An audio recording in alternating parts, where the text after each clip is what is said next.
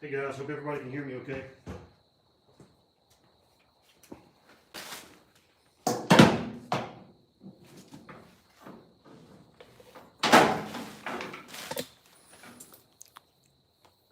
I'll be on in just a second.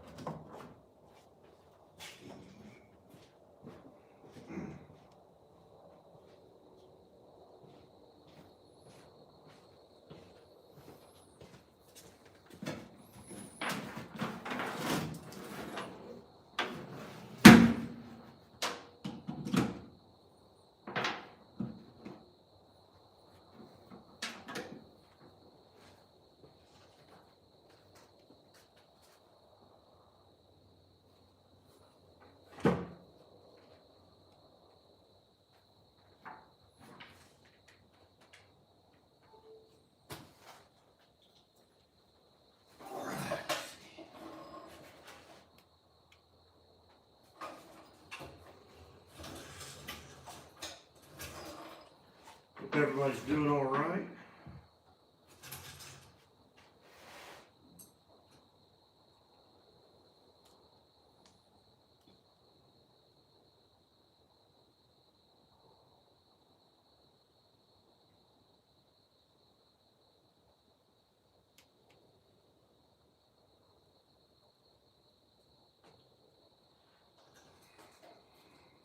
It'll take me just a second. I'm not sure if the video's how good the signal is tonight.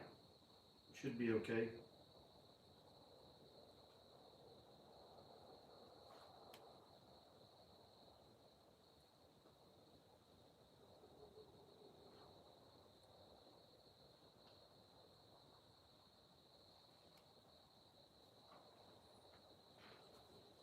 Okay, Tommy Cook, hey, Donald Gray's here, JB's little shot. Hey, you almost missed it again. Good thing you didn't.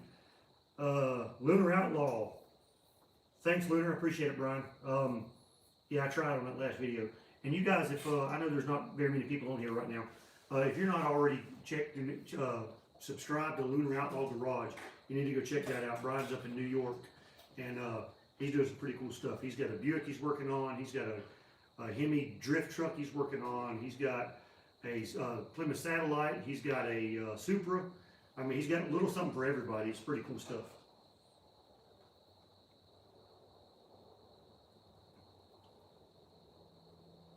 Number one, how's it going, buddy? The tail panel, okay, the title on that thing was so much not budget tail panel, it was the budget Nova gets a tail panel. So it was the correct year. And I was going to patch it, but I started making patches for it and it was kicking my butt. So I decided just to replace it because my buddy called me up and said he had a panel that I could use.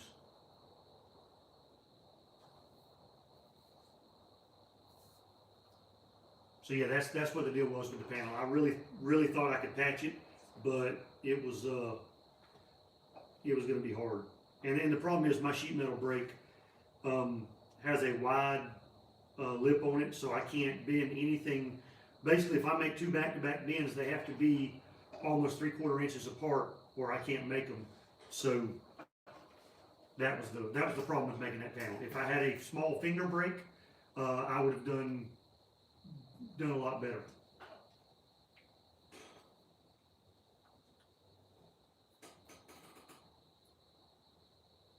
But yeah, that's a $125 panel, so it's not a huge blow to the budget. Now all the stuff I bought for the engine was, but I'm going to be over budget, but not by a bunch.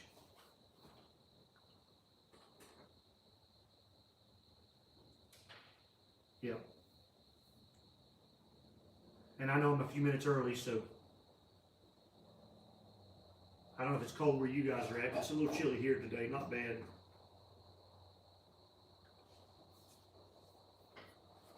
And now that I've primered the back of the car, I want to primer the whole thing to make it look all one color, but I kind of like the ragged look, so I don't know what I'm going to do.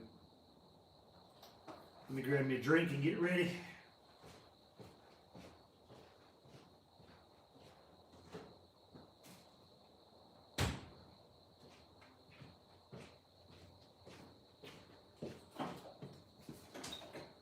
All right.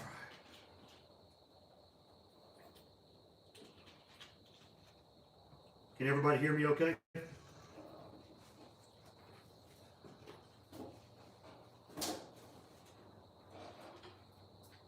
I'm gonna try to stay home for about an hour tonight. I don't want to go 3 hours again. I've had a cold and felt like crap all week, so.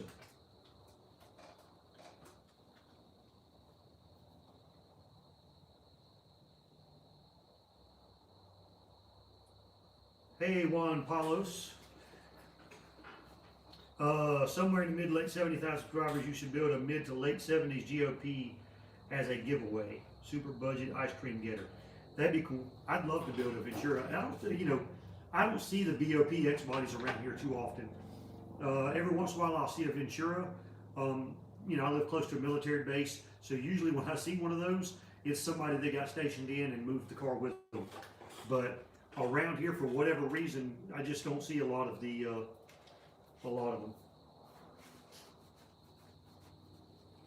Sixes and nines, yeah, I watch Fitzies all the time, and like I said, the time it would have taken and all that is the one reason. I mean, I could make the patch panel even without the brake, but the problem was it was going to take a lot of time, and because I'm not good at it, this is why it would take so much time. Yeah, the tail panel, my other buddy saw the video and told me, he said, hey, I've got a tail panel, come and get it. You can bring me one later, I don't need it. So, the budget to fix, yes. Yes, the stuff, I bought what I needed to fix the engine video will be out Tuesday. I was going to try to have it out tomorrow, but I'm not going to get it out tomorrow. I've got a bunch of work to do tomorrow, so I'll finish it up tomorrow night, and it'll post Tuesday morning. But the engine, I've got everything I need to fix the engine, and I've already started on it, kinda. Not as much as I need to get done, but I'll finish it up tomorrow night and video that, and it'll be a good little video. It's going to hurt my budget a pretty good bit, but it's fine, because I mean, really, what I had planned on doing was finding a used engine for a couple of $100 and re-ringing it, bearing it, just honing it, rings and bearings, and then finding a used set of heads to put on it. And I knew I was going to have $700 or $800 in the engine. And finding one with a decent set of heads that weren't wore out was the real problem. I got that engine from Mr. Ronnie, and I'm not upset about it at all. It was still a good deal because it's good parts. The block's usable and the crank's good. Like I said, it just had some rust on the cylinders, or it would have been okay. Now, there's some other stuff on there that I found that you'll see in the video in a couple of days. But yeah, it's I knew the engine was going to throw me over budget from the beginning before I ever bought that used engine. So it's just one of those things that happens. I pretty much knew I was going to be over budget on this build from day one, and not by a bunch. I mean, I think, I wanted to spend $5,000, and I think now I'll spend $6,000. I've got, $600 in the fenders in the body. I'm going to have, $6,600 in the car. So I think that'll be okay. Tracy Allen Rothatcher, sorry if I mispronounced your name. Whichever says, cannot find a hatch. Mine was rusted out and junk. I'm in Ohio. Had to fab a 72 quarter on the driver's side. Really hard to do. Yeah, I've seen the. I've seen the people. I've seen some people put a 72 or older quarter panel on the hatchbacks or on the trunk cars, 73, 74, and it can be made. That's what I did to my 73. I cut below. Not sure if you can see on the video. What I did was basically from here back, the body line, everything's the same. The only difference is where your marker is, because on the 73, 74s, it's farther forward. So what I did was I put me a skin on it, and I cut below the body line, and I went up here, and all this was a 72 skin, and then I basically moved the hole.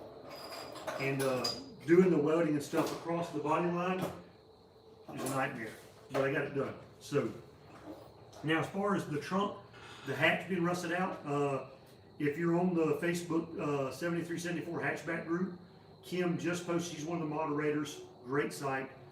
She posts a ton of information under the. There's a bunch of posts on there and a bunch of information you access on that website. And what they have is they somebody just did one. They took the inner trunk skin of a trunk car and patched the bottom of their hatch with it, and did a great job, and it works really well. Yeah, that one cylinder bank number one, I got it cleaned up, so it's okay. Mark Bly, hey man, thanks for posting that stuff earlier. I appreciate it. Dan Boughton, I guess. What do you have over your garage floor? How much does it cost, and how long has your floor been covered? Thanks. Before I put the first thing in this shop, I etched the concrete and I put down this epoxy coating. Now there are some places, like right here beside me, that the epoxy has come up where I probably had something on it, or I just didn't etch it good right there, and it came up. But this is Rust-Oleum rock solid that I got from Lowe's. It is not a bad product, but it also does not cover anywhere near as much as they tell you it covers, and it's expensive. It's cheaper than paying someone to do it, because it'd be about $5,000 or $6,000 to pay someone to do the epoxy. But it's pretty durable chemically wise. Now it scratches. I'm rolling the engine stand across. If the wheel hits anything, it scratches. So it's been like this for 2 years now, a little over 2 years. Rodney Stay. Wheels and tires, what size can you fit under the rear with no modifications? A 75 Omega, same as a Nova. On those, probably a 275 60/15. It's the same as these. That's about the biggest tire. Now, it's the same width rear end, and the quarter panel wheel wells are really close to the same size. I'm not sure what off or back spacing you need on the tire, but a 4.5 inch back spacing would be really close. Maybe somebody else with a 75 could tell you. I'm not positive. One, no, I have not found a back seat for it. If I don't find a back seat, I've put out a couple of feelers, and I probably need to make a post on Facebook because I'm running out of time. I've got 2 weeks to build this thing. 2 weeks from today, I have to be driving this car, and it really hasn't changed a whole lot. I've still got to fix the rust on the front. The windshield will be here this week, and the glass will have to be in it. So I've got a bunch to do now. Hopefully by next weekend, I've got an engine and transmission sitting in it with the front subframe rebuilt. I'm hoping, but I'm going to take some time off work, which is not that difficult this time of year. No problem, Rodney. So yeah, it's coming down to crunch time, and I have not got enough done. I've still got to fix the quarter panel and stuff on the passenger side. I've been putting that off because it is aggravating as all get out to do that. But I'll probably do the engine tomorrow night and have that video out, and then Tuesday I'll fix the rest of the rust on the car, which is the dash panel and that quarter panel. I'll probably do that Tuesday, and then start working on the front end rebuild on Wednesday, and transmission stuff on Thursday, and hopefully next Sunday I'll be putting this thing together in a more complete piece of a car. David Timorian, an electric fuel pump. I do not have an electric fuel pump on this car. I have a I have a stock fuel pump I'm going to be using for it. Now, I don't like external electric fuel pumps very much. They're fine, but if you run a Holly Blue pump or something like that, you get tired of hearing it gnawing on your car because it makes a bunch of noise. This if you're going to go with an electric pump, I would go with an in-tank pump, and Holly makes some in-tank pumps that are compatible with the stock tank, so you don't have to change the tank. Most of them are for EFI, but I think they offer one with a low pressure for carburetor. Josh Whitehall, 72 Nova SS rear armrest. Yeah, if it's green, yeah, that'd be difficult to find. I don't know, man. You might put a few feelers out on Facebook groups, some of the Nova groups, and keep looking on eBay, stuff like that, go to swap meets. A lot of times you go to these swap meets and there'll be a guy that just does Nova stuff at a lot of the swap meets. So maybe that's where you look. Thank you, Brian, I appreciate that. I'm trying to hustle. I have to hustle, but it won't get done. Adrian Stebbins, 8-inch wide, 4.5-inch backspace, and should fit 275 tires. All right, there you go, Rodney. Adrian Stebbins just answered your question. From the 75 to 79, 8-inch wide with 4.5-inch backspace and should fit 275 tires. Pretty much the same thing as these cars. They took the complete quarter. Yeah, and you can do the complete quarter, and it doesn't. You don't have to change anything except for the outer window felt. You have to change that because if you can change the whole quarter and it'll fit. You just have to trim a little bit right here on the drip rail, I think, and it changes. Basically, the quarter window is the same, but the angle at the bottom, instead of coming straight back and curling up, it has the gradual thing like this. So yeah, I've seen a few cars done like that, and that actually there's somebody out there with a car. A guy bought a car, and this was posted on one of the Nova forums or maybe on Facebook in the last few years. A guy bought a car, got it home, and after a week or two, he noticed the driver's or the quarters panel on the driver's side was the older year, and the one on the passenger side still had the 73, 74 on there. So, and he didn't even notice when he bought it. Tony Genezio, hey Tony, how's it going, buddy? And Tony, thank you so much for sending me a shifter. You didn't know this, but a Pro Stick, a B&M Pro Stick is my favorite shifter of all time. I had one in my 73 for years, and at one point I sold all of my high performance stuff, and I was like, you know, I'm just gonna drive this car, and I'm not gonna do anything anymore. And 10 minutes after I sold everything, I went around the swap meet I was at, started buying stuff. And I wanted another Pro Stick, so thank you. Joe Harrington, is this Nova to your right getting the 350 engine? Yes, sir. That's the one getting the 350 engine, and it'll be a decent little build. Probably 275 horsepower. You know, it's going to be limited. I'm using the heads that came on that engine. I'm reusing those. I was able to clean the rust up on the heads, so not too big of a deal. And with those heads on there and the cam I'm putting in it, it should be in the 275 to 300 horsepower range. Nothing, and maybe that much, maybe. It is not too hard to get 300 horsepower out of a 350 at all. Joe Yoder, working on your Chevelle. Cool, man. Glad I could help. Don't ever paint it. Man, I've thought about it, but I like it like it is. I really do. But the back tail panel now looks weird. I might have to see if I can match this stuff. But it's pretty cool. And I may sell it. When I'm done with this, I'll probably have to sell it. I need to do some other stuff for the channel. So when I get back from Daytona, I may have a for sale sign on it just like it is. And I just don't want anybody to accuse me of hacking on it and doing a bad job trying to pass it off as anything nice, because I'm not trying to do that. Joe Yoder, what year is your Chevelle, man? I'd love to have it. Eventually I will have a 68 Chevelle. One of my buddies that works at the parts store had a 68 Carlos. My buddy Carlos had a 68, and I almost bought it, but it needed a lot of work, and I've already got a lot of stuff around here in projects. I didn't need anything else at the house. And guys, I don't know if you already know this, but my questions are delayed from when I'm seeing it. I've got a delay on this pad because I have crappy internet service. A 68, there you go. Yeah, I like the 68 taillights better. I mean, I don't know if there's any, the 68, 69, I don't know if there's any real differences other than the taillights. Maybe something on the grill or something, but I think it's the same. I know the taillights are different.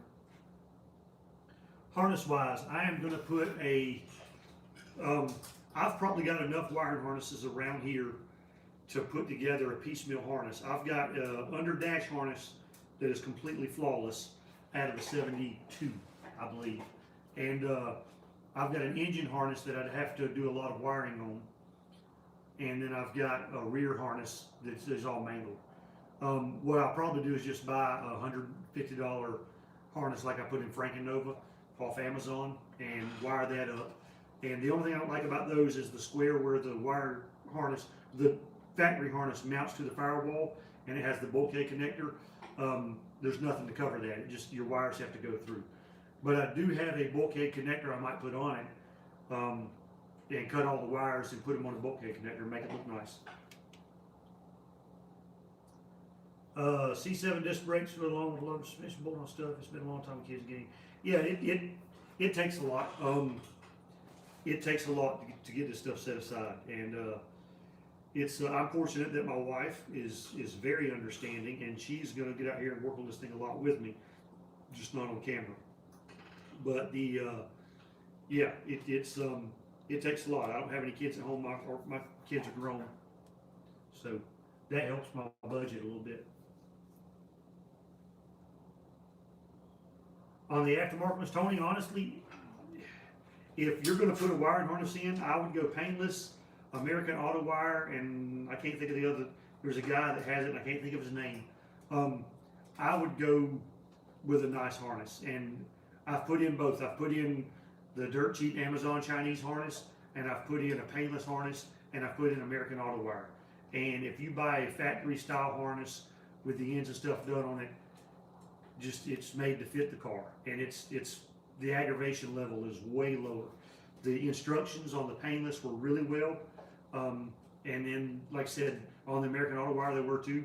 The instructions are the biggest thing. A lot of your aftermarket cheap Easy Wire and stuff like that, and Easy Wire might be a decent quality, but just the instructions aren't great. I don't have Ron Francis, thank you, Joe. That's what I was thinking of. But the cheap harnesses don't have good instructions, and I'm very good with electrical, so I don't have a problem figuring out the electrical too bad.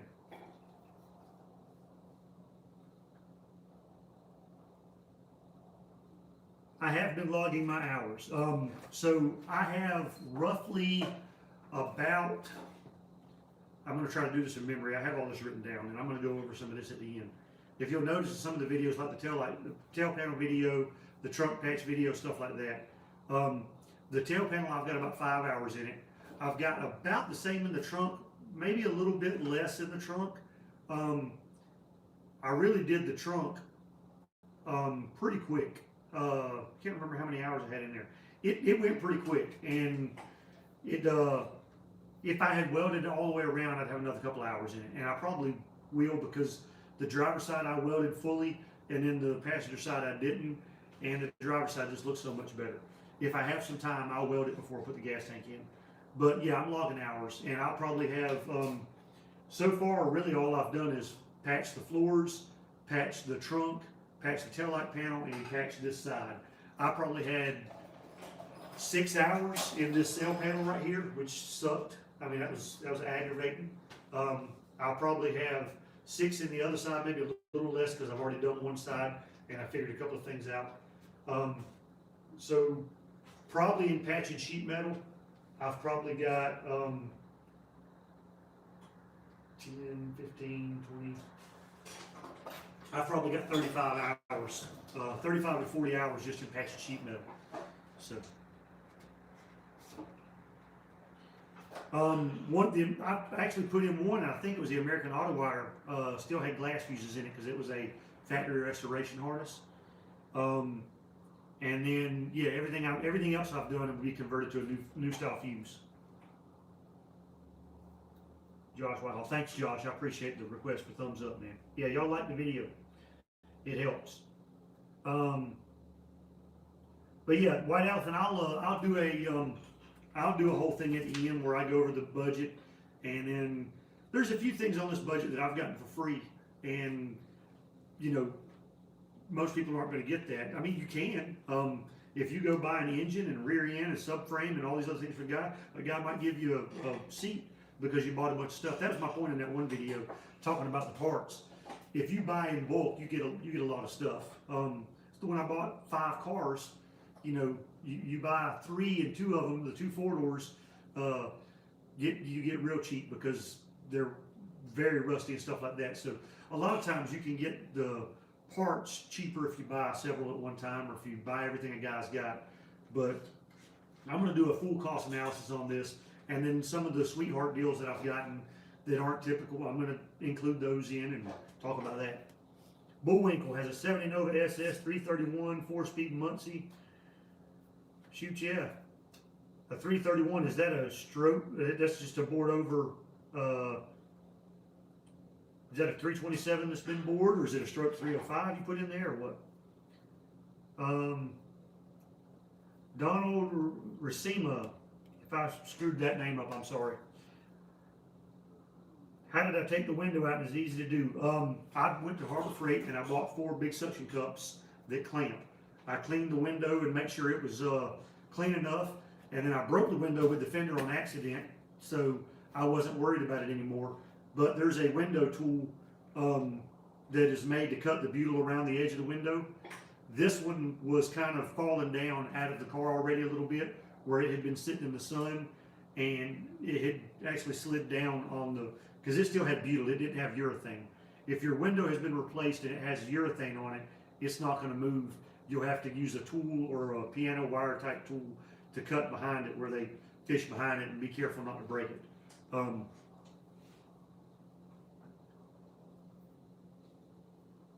That's right, Leonard. You got a bundle, make deals. It is easy to take out, though. It was me and my wife took it out, and the biggest thing is I'm taller than her, so I had to lean over the car while she walked away one side. And even though I cracked it, leaning on the fender, it didn't break anymore. It just cracked up the side. If I had to, I could still use it. It just wouldn't look good. But yeah, the hardest part was walking across the front of the car, leaning over, because she couldn't reach her arms out very far. That's the rims and tires you're going to roll with. Yeah, I'm gonna plan on using these wheels and tires. Well, different tires, mainly because the 14-inch tires are too expensive. I priced 14-inch tires, and they just don't make a lot of 14-inch tires anymore. You don't get a variety of sizes. They're not common anymore. So a lot of guys want them, but if you want a decent size tire, you got to buy a BF Goodrich Radial TA, and they're $200 a piece, or something like that. So it wasn't it wasn't a great deal. So I figured with the 15-inch wheels and tires, 15-inch wheels, the tires would be a pretty good bit cheaper, about $60 a piece cheaper.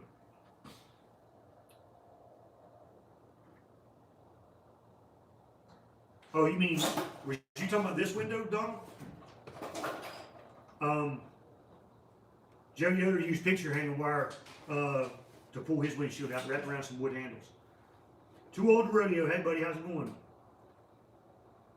Body bushings for a street strip build with frame connectors. Stock polyurethane or aluminum. I would not use aluminum on the street. It will rattle your teeth out. What I like to do is, like for example, on my leaf springs, I use a stock bushing on the front. I use poly bushings on the back. On the subframe, I use all poly bushings. And then I'll put subframe connectors. I probably won't listen just because of the budget, but on every other car, the subframe connectors make a big difference, so they're well worth doing. And then as far as the transmission bushing, I just use a stock bushing, and then I use on Frankenova, I've got solid steel mounts on the engine with a stock transmission bushing or mount, and then on my 73, I've got stock rubber mounts on the transmission and the engine.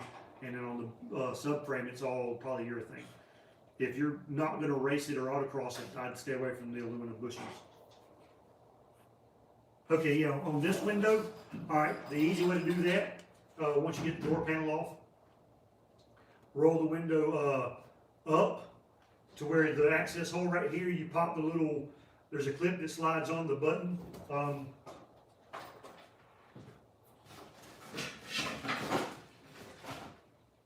This is the window for this car, and it's sitting in there. You've got a little slide clip that slides on that. You pop it off, and then you roll the window down. And after you roll the window down, you hold on to it to make sure it won't fall. All right.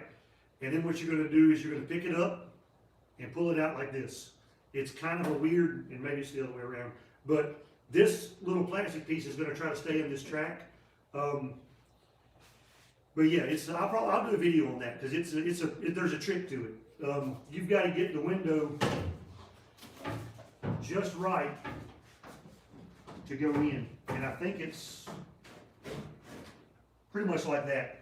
So yeah, you got to have that window sitting just right to slide in there and not but you got to have the inner door panel. I can't get this one in there because the inner panel cover is on.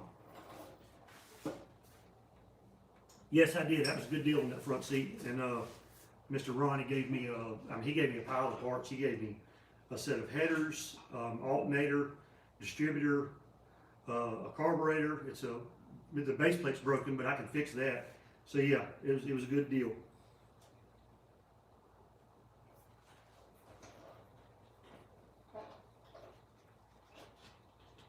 But I'm going to use my radiator that I built for I used for my test stand. It's an aluminum radiator, but it's a factory style. It's got the transmission cooler built in. I'm going to use that on this car. So that's $120 out of my budget. I'm going to be about $1,000 over by the time it's said and done. I've still got to buy a battery. I've got to buy upper and lower radiator hoses, a water pump, the alternator I can use. I've got an alternator I can use. It won't cost me anything. I've got a distributor I can use. It won't cost me anything. But I'm going to need plugs, wires, upper and lower radiator hoses, heater hoses. I got to get a heater core for this thing because I'm planning on having the heat working, which the heater box, I started looking at it. I've got two of them, one that came with the car that is empty, and it's got the door in there, but I got to find a heater core for it. Yes, I'm getting a new windshield. Hopefully the windshield, I called and ordered it the other day, so hopefully it'll come in this week and I'll have the windshield guy. We've got a local guy that does a lot of old cars, and he did Frankenova, and he set the front, basically he charged me for the front windshield and then did the back windshield while he was here. He set it in for me. I already had it, and I've got the back glass that came with this car. Yeah, that 700R4 Trans has a good first gear on it, so that's a good combo. I don't like using, just because I don't like the TV cable. I do recommend the poly bushings on the Street Nova. I don't recommend the aluminum bushings. If I misspoke, I'm sorry. That's for Gerald. Mark Bly, how many new wiper motors does it take to find one that is crazy slow?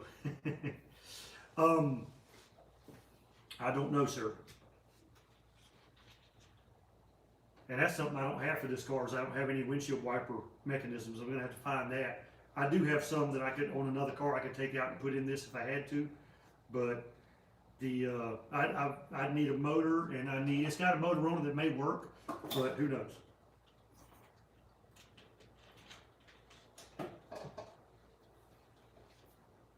Oh, it's not crazy slow. Okay. That's part of the problem with all this reman stuff for these cars. A lot of these places, they reman a wiper motor or something like that, or they've got something else that works and doesn't perform. And guys, today is the 2-year anniversary of my first video. The Placident Nova I posted 2 years ago today. So I'm officially 2 years old. I'm in my terrible twos now. What are y'all going to do with me? Do they make Detroit lockers for an 8.5-inch 10 bolt? Yes. I'm pretty sure they do. I've never used an actual Detroit locker for an 8.5, but they do make one for, it's the 8.2 and 8.5. They make one for one and not for the other. I think they make it for the 8.5 and not for the 8.2. Mr. Flippin, congratulations. Thank you, sir. Yeah, Joe Yoder, steering boxes are like that. You don't know what you're getting with a rebuilt one.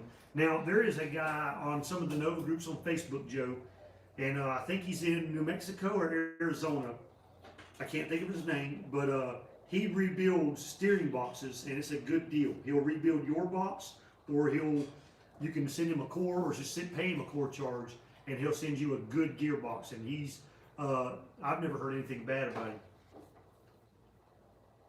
Thank you, Juan. The Shark, hey, how's it going, buddy? Can a stop frame handle? If you put subframe connectors on it, even if you do the bolt-in subframe connectors and then you weld them in, or if you do weld-in subframe connectors, the weld-ins are stronger because they cut through the floor pan and weld along to it. If you put those on, and then even without a roll bar, 700 or 800 horsepower, you'll have some twisting, but it's not going to be terrible. The shop I used to work at, the guy that owned the shop, had a 72 Nova with a big block that's probably making 500 or 600 horsepower motor, and then he was spraying it with a 250 shot, like non-stop. No roll bar. He had bolt-on subframe connectors that were welded, 8.5 inch 10 bolt, and a stock subframe with good bushings and disc brakes. Excuse me. Thank you, Josh. The heater core. I looked at several, and the heater core, you're either going to spend $100 on a heater core or $250. So I'm probably going to go with the cheap one just because it's easy to get to on these cars. If you've got air conditioning, it's not easy to get to. So I'll probably go with the cheap one and then hope it doesn't leak on me.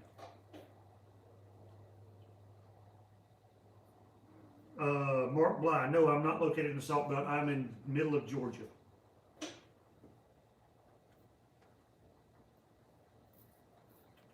But yeah, LS, the Shark, LS power, you know, is great. The subframe, I mean, you're not gonna, like I said, the biggest thing is what kind of, are you gonna get traction or not? If you're just driving around the street, if you start drag racing it, you know, you make too much power, you're gonna have to have a roll cage anyway. No AC, okay, Donald. Yeah. And you know, if I don't sell this, which like I said, I'm probably gonna sell this. I've got 6 or 7 more cars to put together.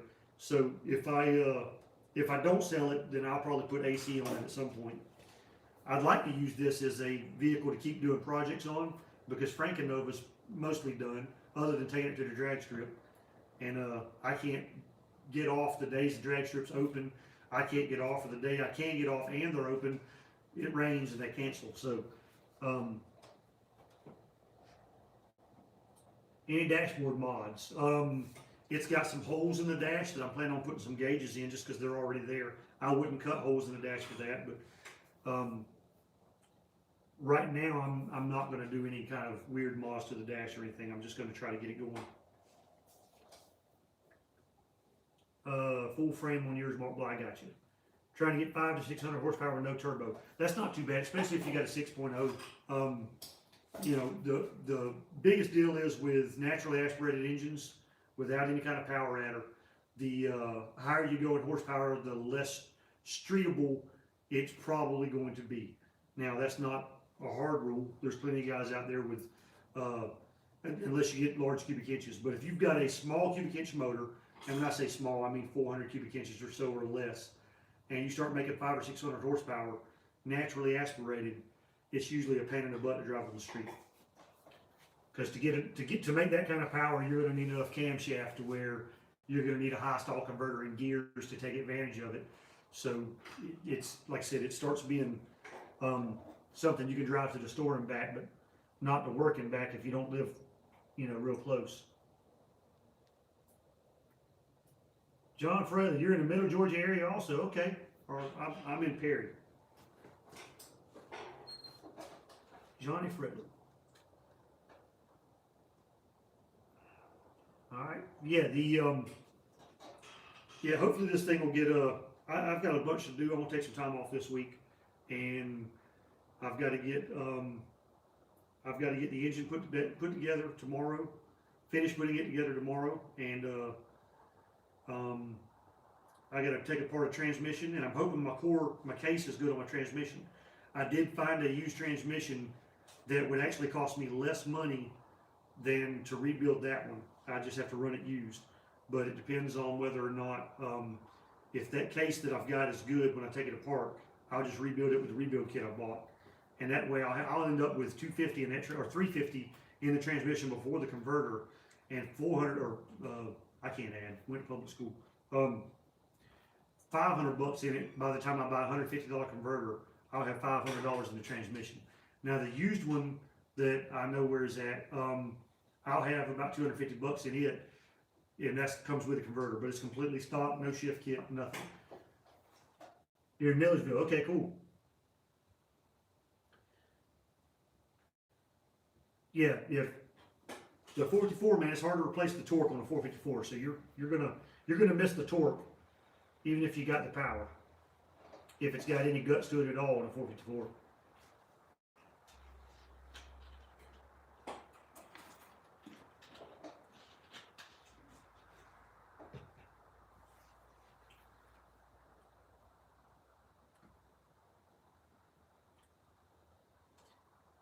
Yeah, is anyone else going to Daytona? I know there's a couple of guys on last time I went live that were planning on being there, but we're going to get down there. We're going to be at the track on Thursday, and we'll be there Thursday, Friday, and Saturday.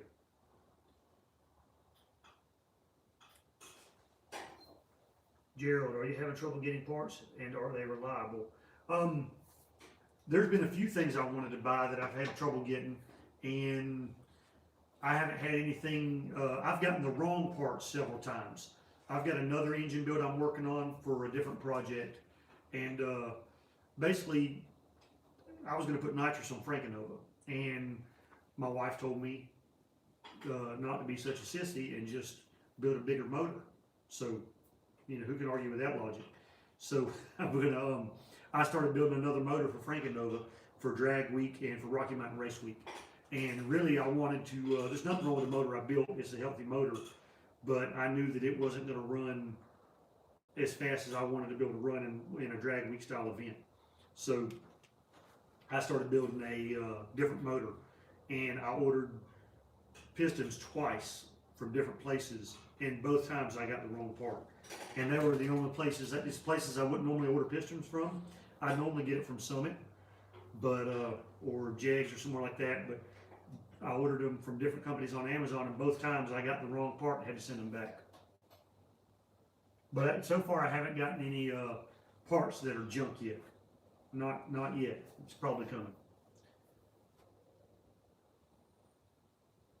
In Quintillo 1970, I hope I didn't butcher that, but I don't, yeah. Hey, how's it going, buddy? Converted my carb to run E85 on my 383 stroker. What would you rather have, carb, EFI? All right, I prefer the old school small blocks. I like LS motors too, nothing against them.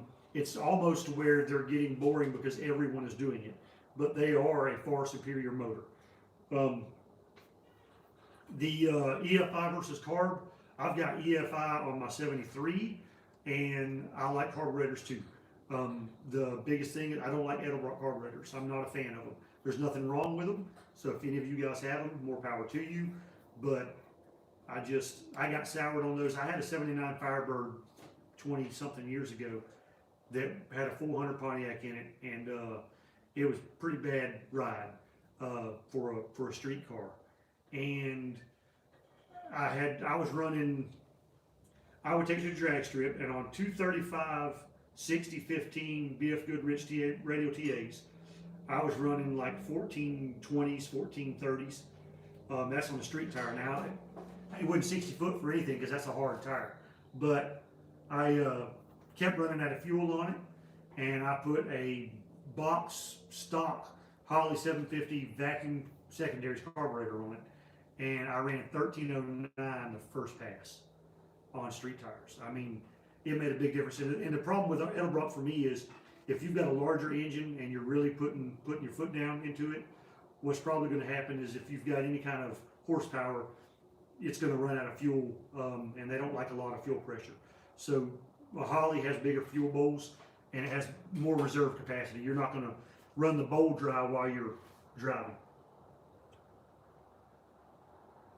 But yeah, I like all of it. OEM brake line that are good or in steel, Donald. Inline tube. Right Stuff Detailing has them. You can go to getdiscbrakes.com or you can go to inlinetube.com. I just bought a bunch of brake lines from Inline Tube, and they're great. So they're for this car. Lunar Outlaw, have a garage the size of mine. My garage is 30 by 40 with 12-foot walls, and it's got a 18.5 foot by 40 upstairs with all my bands, my music studios in it. And yeah, it was an expensive garage. That's why I don't have doors. Too much money on the garage.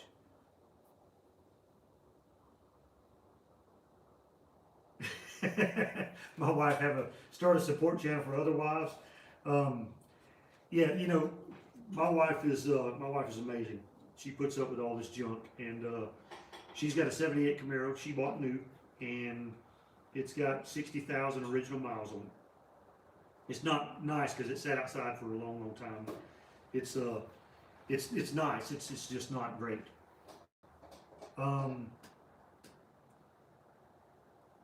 Tony Genezio, anybody else in the north have to put their Nova away for winter? Yeah, I mean, that's something I've seen a lot of guys on YouTube putting their cars up. A lot of guys on Facebook that have to put their cars up for the winter, and I can't imagine. I mean, it's probably 47 or 48 degrees here right now, and it'll be 39, I think, in the morning. The low for the night is 39. 57 Kevy, salutations, better than that. That's right, buddy. We're going to be here for a few more minutes.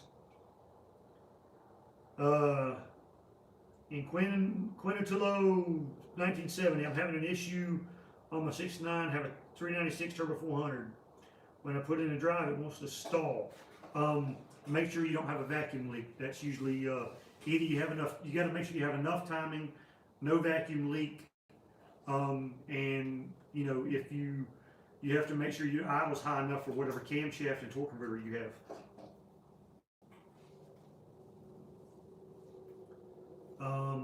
Joe Yoder, he's in Illinois, too cold to cure epoxy primer, some stuck till next year. There you go. Yeah. Got to rebuild the carbon check vacuum. Yeah, like I said, vacuum is the biggest thing. And if you've got any kind of vacuum leaks, putting it don't want to idle at all until you put it in drive. It's going to make it worse. When I'm going to work on her car.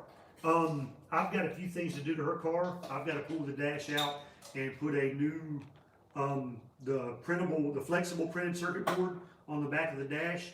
It's got some bad spots on there that I've fixed in the previous years. It needs a headlight switch, a dimmer switch, and a few things like that. Fuel lines leaking. It's in the garage on the house, so I've got to do some stuff to it. We've driven it to Daytona a few times. No problem, Quintulo. I'm not sure how you pronounce it, so I'll just call you Quinn, if that's okay. Easy Elk, what type of camera are you putting in the 350? A small one. It's going to be a broomstick. It's got no lobes on it. I'm just kidding. It's a rubber camshaft. It's a new one. As you speed up, it gives more lift and duration and gets bigger. So it's stock cam at idle, and then if your RPMs go up, it's a much bigger camshaft. Again, I'm joking. Now, the video will be out Tuesday on the motor, and I'll tell you the specs of the cam in that. But it's a Summit camshaft.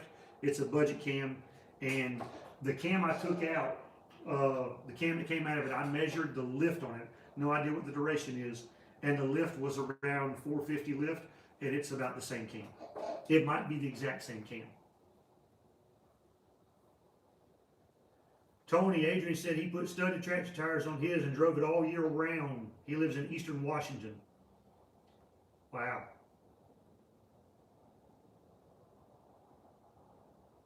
In Quintulo, is that close? Or is the N silent? Maybe. That's okay. Gerald, keep most of my mechanical work for winter, as in a 350 rebuild, 4-speed board winter put together. Yeah, and the guy that I got this car from, he had a Saginaw 4-speed. This thing had the 3 pedals in it for a 4-speed or 3-speed.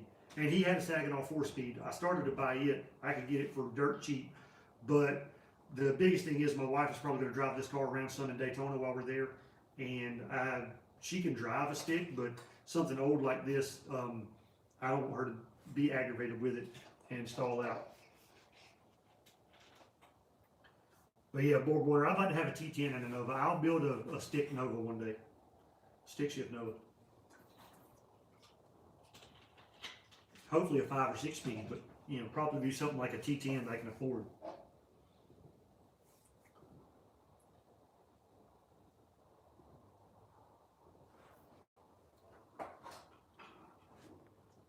Yeah, we're gonna do Daytona, and then We're gonna do the, we're usually, we don't take the cars, but we usually do the Charlotte Auto Fair, Pigeon Forge, we'll go up to some of those events. We've been to Carlisle a few times, love that, that's a pretty cool place up there. I wanna go to the Hershey, show and swap meet. One day I'd like to go to California, go to the Pomona swap meet, see how crazy that is. And then I wanna go to, several of the big good guys events, stuff like that. It'd be pretty neat. There's a lot of big swap meets I've never been to. I'd like to go to.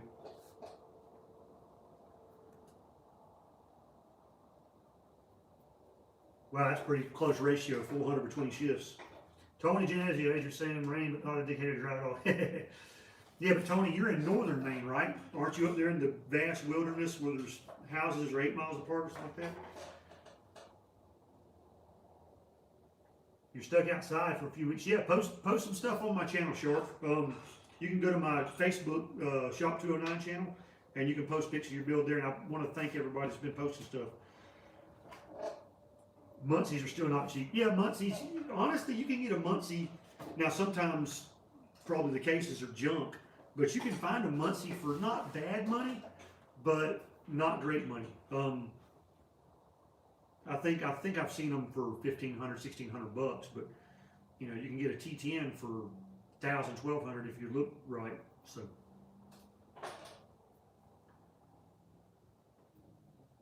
yeah, Carlisle and Hershey, yeah, I like those. And yeah, we like Carlisle. It was neat because people were in the back of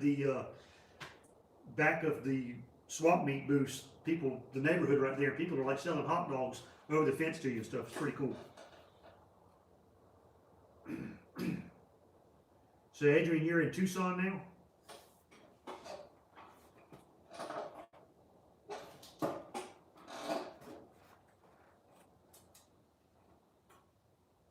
Yeah, I wanted to go to the duct tape drags. That would have been cool, but just things wouldn't work out for me. All right, got about 15 minutes. Any other questions?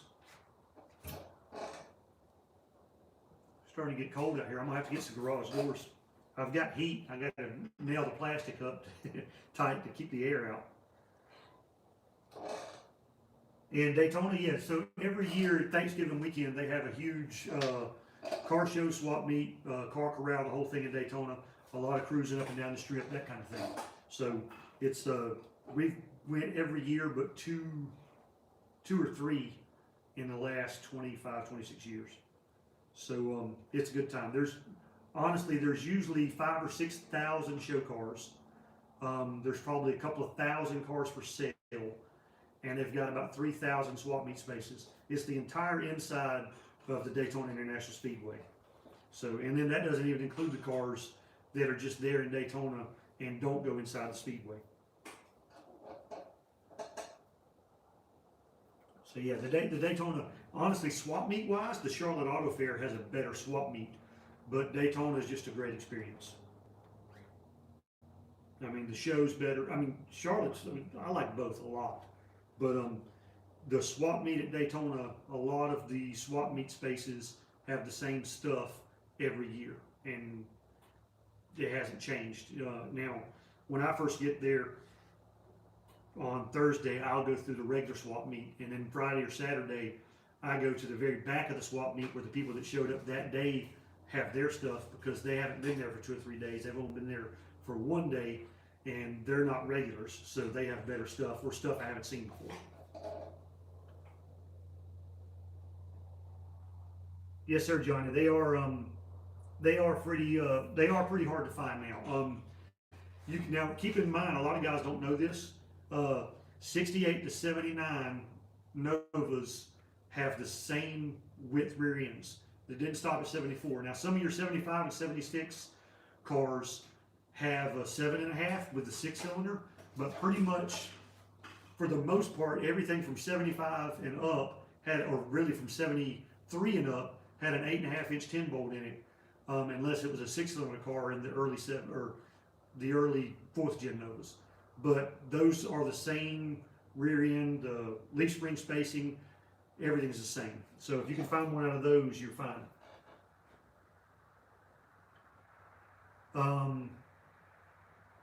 Hey, Steve Rupp, what's up?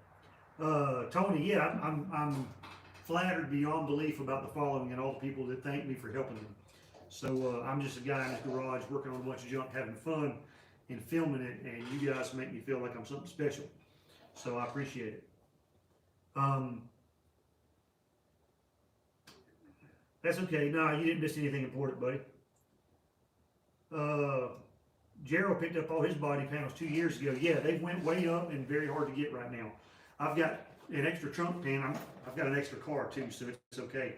But I've got an extra trunk pan back here because I ordered 2 for this car because the first one hadn't shown up yet. I found someone else that supposedly had it in stock, and it didn't show up for a while. And then I got the first one I ordered and started working on the car, and then now I've got an extra. But it's okay. I've got extra cars, so I'm going to use it.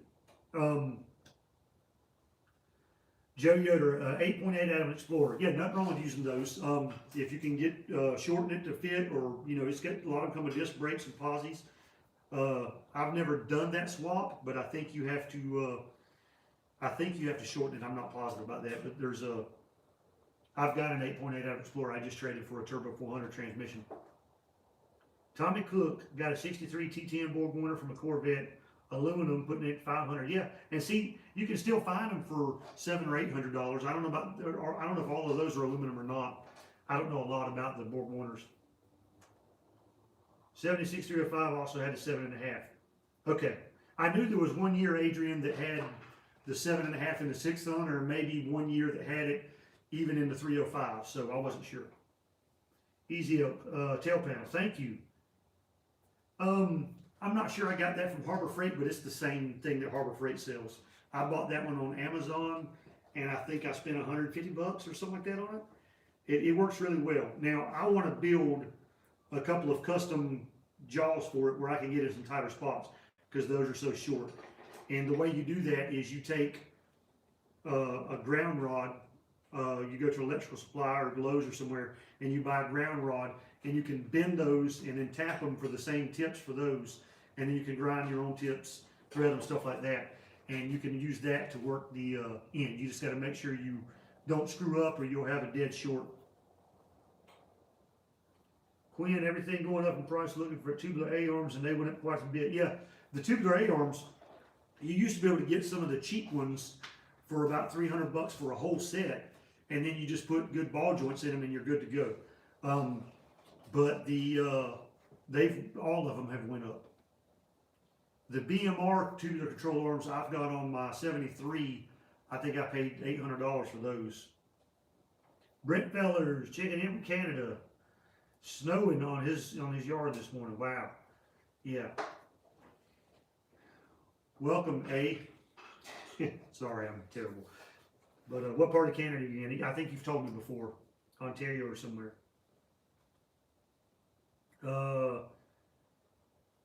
Central New Jersey had a $500 8.5-inch 10 bolt. Yeah, I mean, this one has one under it, and I did find the caps for it because they were laying in the mess in the car when I cleaned it out. I'm not sure. Okay, so your bearings on your rear end, your carrier bearings, they come with a race. So unlike the main caps on a engine block where you have to have them line honed or line bored if you put different caps on it, the bearing race comes with the bearing. The caps just hold them in place.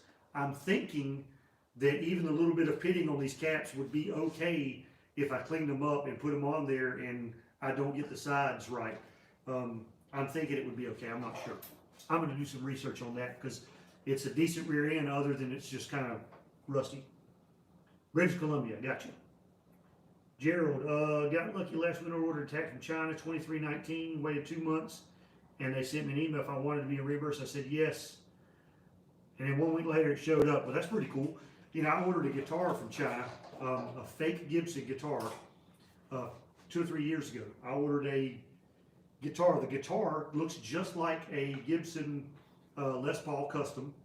It even says made in USA on it. It says Gibson on it. It's counterfeit as all get out.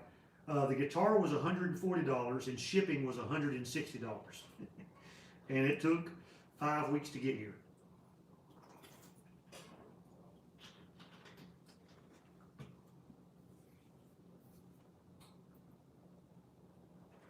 Yeah, look, I'll be honest with you, that spot welder, in areas that it'll reach, it's way better than dealing with a MIG welder, just because I don't have to go back and grind anything. Now, the only problem is you have to make sure if you're working on all new stuff, it's probably not that bad.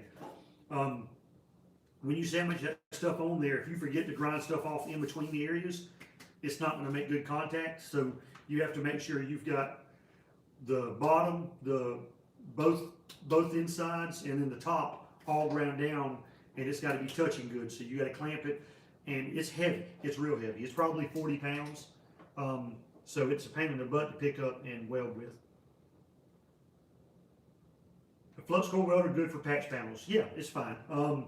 You got to be careful using a flux core welder, in my opinion. And there's probably welders or body guys that'll tell me I'm wrong, and I might be. I don't know. In my opinion, the flux core welder I would not want to use on exterior panels, worrying about some contamination later. That might be nothing to worry about, but I would think it might be an issue. Joe, let me look see what brand that welder is, and I'll tell you.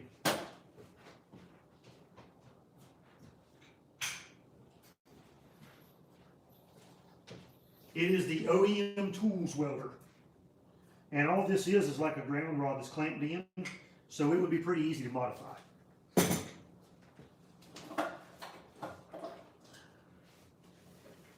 I agree, Joe. The floor pan, Quinn, is the best place to start practicing your welding. It's a little bit thicker metal usually, and you know, it doesn't have to be pretty like this one. It didn't turn out very pretty. It looks pretty good, but once you get it, once you get seam sealer on it and get it painted and stuff, and then put carpet on it, it'll look great.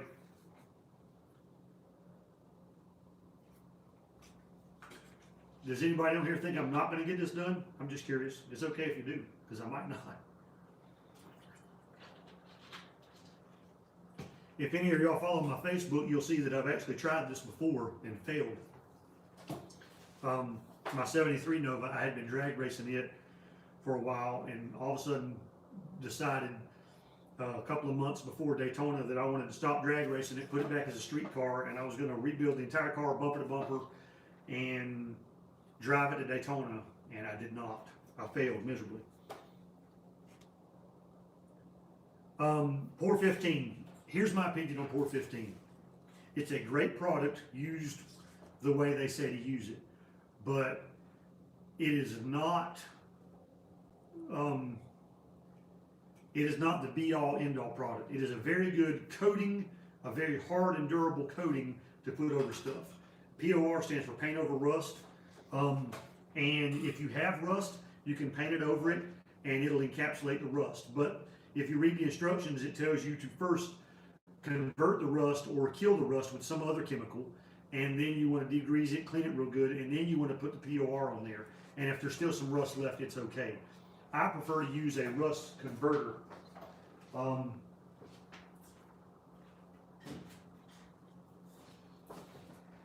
This is what I like to use. Now you can use this, or you can use Rust Fix. Now, I like the Rustoleum Rust Reformer. It comes out, this is pretty much clear, and it turns the rust to a black, I think it's iron phosphate. I might be wrong about that. But anyway, it chemically converts the rust. Now, you don't want to use this on an exterior panel, but anywhere else it's fine. Anything that you're going to paint, you want to remove the rust somehow, but you don't want to really convert it and leave it there, because it might react with whatever primers or paints or whatever fillers you're putting on there. But as far as internal structure, stuff like that, I'll hit it with a wire brush wheel, and this stuff actually does not work well unless there is rust there. So you want to convert the rust into the iron phosphate or whatever it turns it into, I can't remember. And then once you turn it into that, it's killed all the rust there, and then you coat it with a paint. Like I said, this one is clear, and all it does is convert the rust.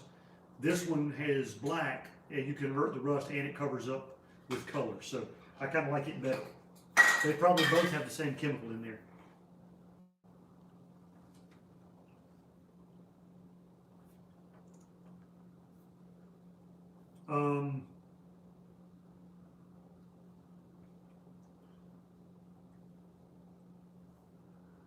Okay, here we go.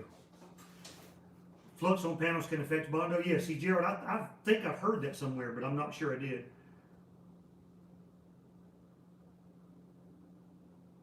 Thank you, Flippin'. Easy to prime the whole car eventually.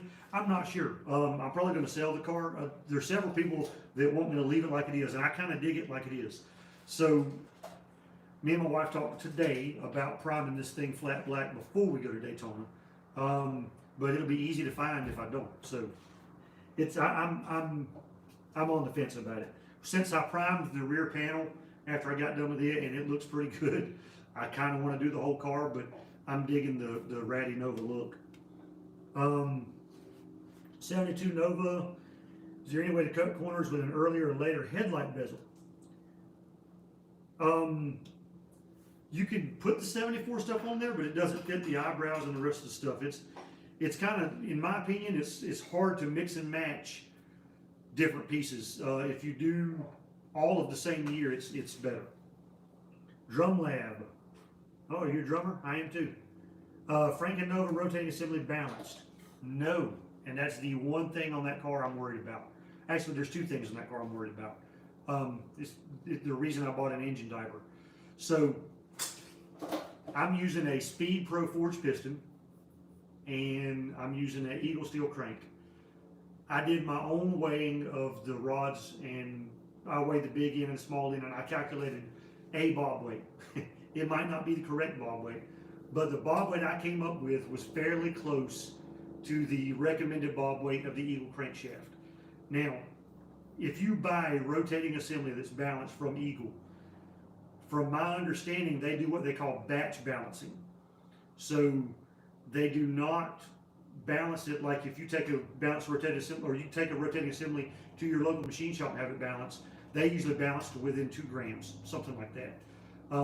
Eagle rotating assemblies come batch balanced, where they get all of the rods balanced the same way, the pistons balanced the same way, and they try to get them close to bob weight. I've probably got something similar on the engine in Franken-Nova. So it's not balanced the way you would normally balance an engine, or you should, but it probably won't blow up. And I've had it over 6,000 RPM a few times, and it doesn't vibrate. So let's hope I don't sling it apart. Now, the other thing I'm worried about on it, when I was putting the engine together, one of my main bolts tightened up tighter than it should have before it was really torqued. And I had to take it out, clean the threads out, and do that 2 or 3 times. I eventually got it to where it was torqued correctly, and I think it's fine, but I am worried about that, so I put an engine diaper. Well, I've got an engine diaper to put on it. Joy bills that aren't under a deadline. Who wants to watch that crap? Deal with that crap at work. Yeah, I agree. And look, there's that car back there is not under a deadline. I'm taking my time with it. Franken-Nova, I didn't really have a deadline. I took my time with it. But this one is just to challenge myself and to have fun. So, yeah, and I completely understand getting stuff done. I'm a contractor, so I know. Quinn used Rustoleum converter on his subframe and it works well. Servando Gomez, Servando maybe. At what site, or do you have catalog usage? Yes. Depends on what parts you need. Summit sells a lot of stuff. Now, I'm an hour from the Summit Racing up near Atlanta, so a little over an hour.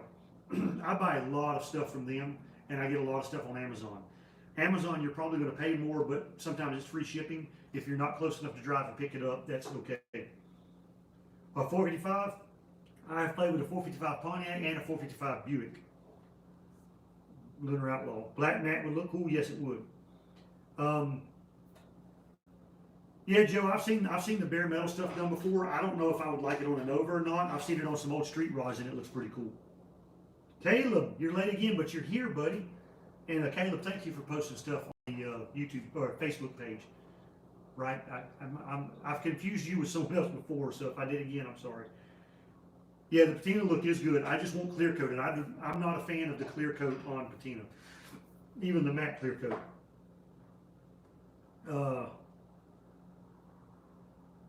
Joe, you can come by this one if you want to. 57 Kenny is also a drummer. Hey, there you go. Cool.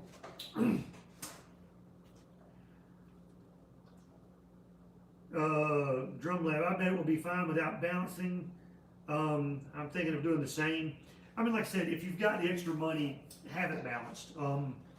But I've run 2 or 3 engines over 6,000 RPM before that weren't balanced, and haven't had an issue. But, you know, I've also known people personally that put an engine together that wasn't balanced, and as soon as they cranked it up, they knew something was wrong. Whatever reason, it was way off.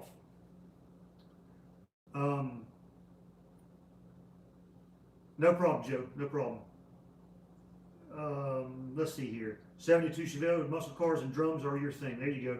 Yeah, I've been playing drums since I was 14. So, yeah, I'm cutting it very close for Daytona, but we're going to try. 73 Nova Servando, 2-door or 4-door. Just bought a 77 Skylark interchange thing working on 73 Nova. All right, for the 77 Skylark and your 73 Nova, what'll interchange? The rear end will interchange. The dash cluster, I think, is the same as far as it'll bolt up. There may be some cosmetic differences, but I think that'll change. The bench seat, the seat is the same. I'm not sure if the tracks are the same. The floor is really close on those cars. Treat rust inside the subframe. I have no idea. What you could do is get a big bore brush and put it on a piece of, weld it to a piece of all thread, threaded rod, and run it on the inside, and then maybe fog it with something, getting stuff in there. Thanks, Drum Lab. I appreciate that, man. I'll have to check your channel. Is your channel about drumming, or is that just your Google name? Just asking. But yeah, I'm cutting it close for Daytona. I'm going to try to get it done. Steve Rump. Okay, so I've done both. I've done the full carbon, and I've done the 2-piece. Frankenova has the 2-piece. My 73 has a 1-piece. The 2 that I bought, I like the 2-piece better. And part of the reason being is getting the whole thing straightened out under the back seat and putting the seats in and stuff moving once you weigh it down. It's really nice to be able to lay it out in the sun, in the driveway or something, and get it nice and warm so it unfolds, because it's aggravating in a cold shop to get carpet to lay halfway decent. So I like the 2-piece because it's a little bit easier to deal with that way, but there's probably some 1-piece carpets out there that fit better. I just haven't spent that much money. What is my favorite car? My 73 Nova. That's my favorite car. I like all kinds of cars, and I'm all over the place. I would love to have a Porsche 928S, about an 86, 87 model. I would love to have an old mid-80s Lotus Esprit Turbo. I would love to have I've got a Henry J now, which I've wanted one of those since I was about 13. I got my uncle's Henry J. I've got a video on that. You can check it out. I would love to have a 55 Chevy, any Tri-5 Chevy. I'm going to get one of those one day. So my 73 Nova is my favorite car. This year I was born. My first car was a Nova, but my taste in cars is really all over the place. I like a little bit of everything. I like Supers too, Lunar Outlaw. Thank you, Servando. I appreciate it. 70 Chevelle. Yes, I would love to have a 70 Chevelle. I've still got a model I put together in the 80s. It is the heavy Chevy. It's the Revell Heavy Chevy. No, Monogram. I think it's a Monogram model. It's the 70 Chevelle Heavy Chevy model. It's got the centerline wheels on it with the blower sticking through the hood. That's my favorite model is that car. I take it back. There's a, I'm trying to think of the name of the car. It is a 55 Chevrolet. It's the yellow one with the glass hood scoop, and it says Adios Mother on the tailgate.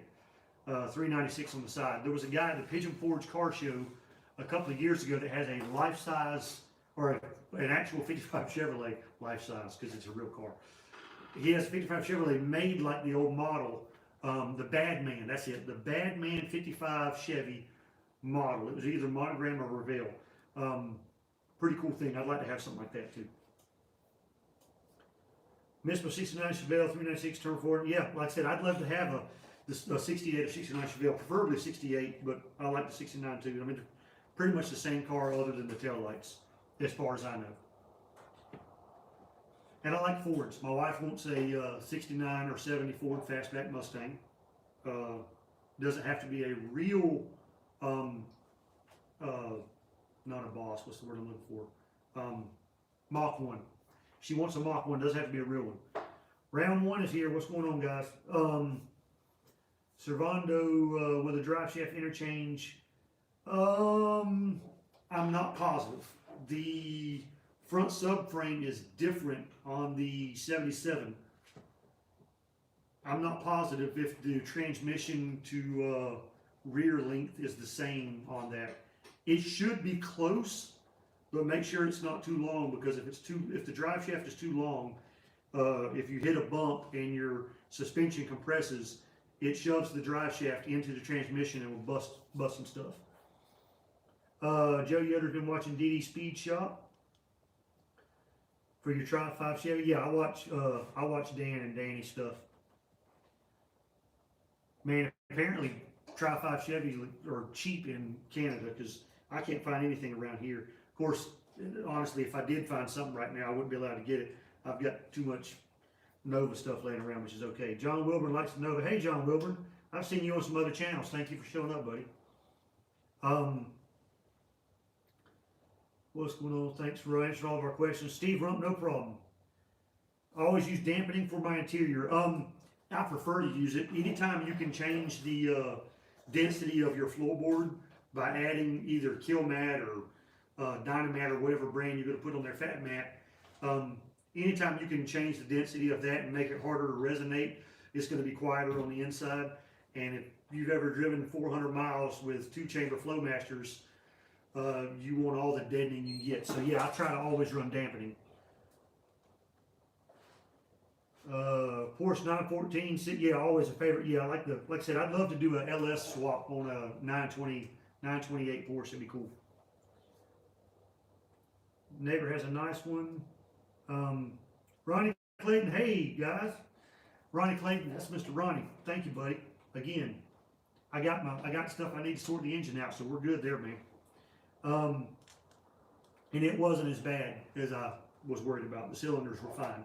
I'm going to hone them, and it's going to be good. Caleb, what are thoughts on having to shut down a big block down during flat to have a cam break in? I had to shut mine down twice due to bad leaks.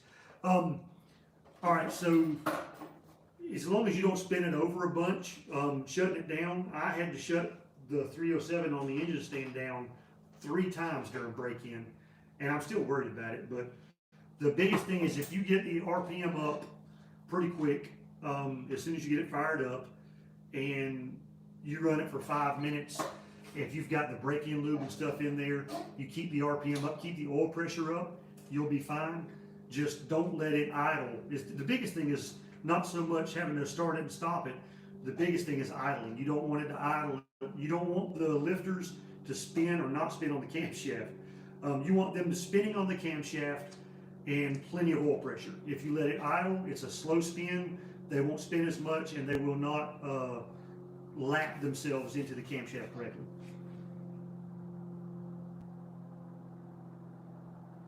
Thank you, sir. I appreciate that. I'm glad Lunar sent you there. Took off the front clip to hose the radiator, lights and hood, just not bolted on yet. Took off the 77 will work.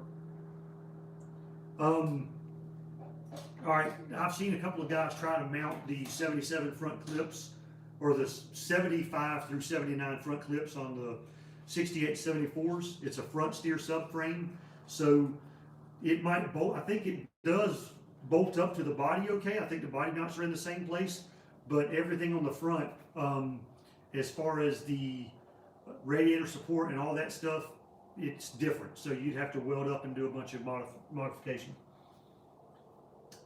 Leap Mode got his 700 R4 swap done. Cool.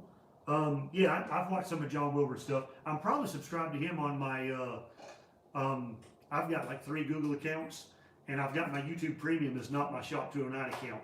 So a lot of channels I'm subscribed to, but it's on my personal account. You got your 700 R4 swap done. Cool. Did it run? Have you driven it already, or what, Leap Mode? Yeah, I see John Wilburn on a lot on DD Speed Shop. I see him on Lunar Outlaw Garage channel. I see him on Uncle Tony's, I think. I've seen him on a bunch of channels. So now I feel like I'm somebody to have him on mine. Lunar, how cold is it in New York tonight, man? It's getting cold here.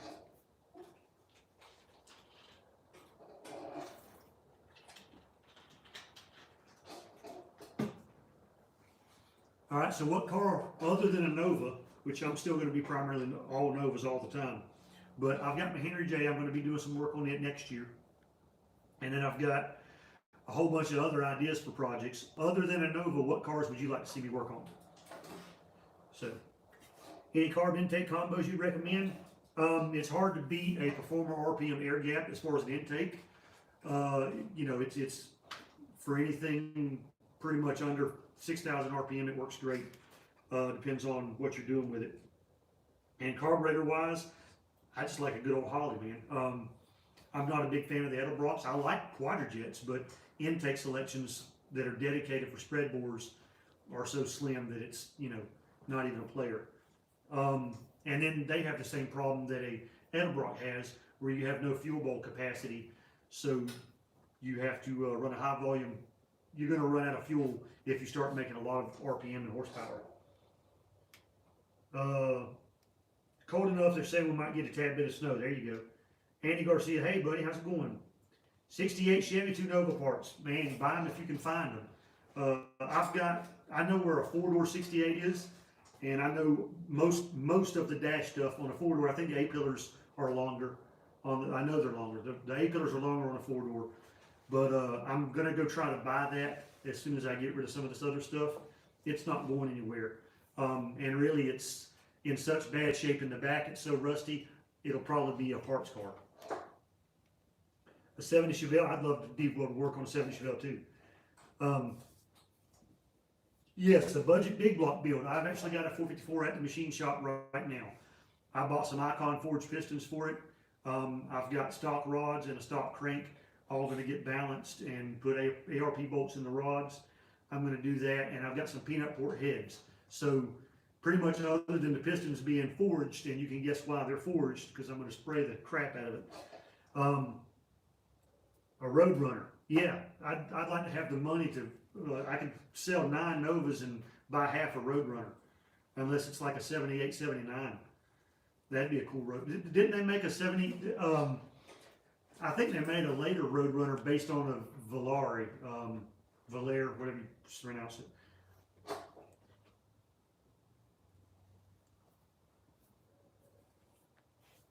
Yes, John, I'd love to do that. I'd have to figure out the technology. I'm handicapped when it comes to that. But yes, definitely. Small block Chevy swap a Tesla. Yeah, and I'd use instead of an LS, I'd use a Generation 1 small block 350 or something. That'd be pretty. Put a 283 in a Tesla. That'd be cool. Those A-pillars are very hard to find, Quinn. Try going to community college and take classes for automotive. How did you learn? Trial and error? Servando, I'm going to do a video on basically how to learn to work on this stuff. And basically, I'll give you the gist of it right now. I've got 30 plus years of car magazines in my house. I've got, seriously, Hot Rod, Carcraft, Super Chevy, Popular Hot Rodding, tons of magazines. The last, you know, they've stopped making most of them.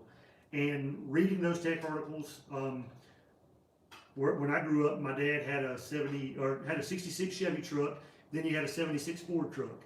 And if it broke down, we had to fix it right then to be able to go to work, so for him to go to work. So I helped my dad work on a bunch of stuff, changing clutches, U-joints, you know, having a clamp on a muffler, you know, stuff like that.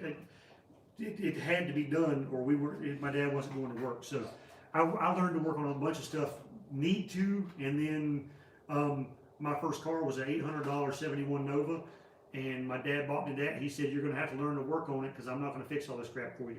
So I've trial by fire and car magazines. I'm blessed with a very good memory, so I remember a lot of what I read, and that's why I'm able to spout some of this stuff off the top of my head without having to look it up. Drum Lab, have some crummy drum videos up, old stuff not really meant to be public, just sharing with some buddies. Yeah, I played in the Guitar Center drum off, and it was terrible. I had stopped playing for about 6 or 7 years and started back playing, and I played in the Guitar Center drum off and embarrassed myself, but I had a good time and got a t-shirt. So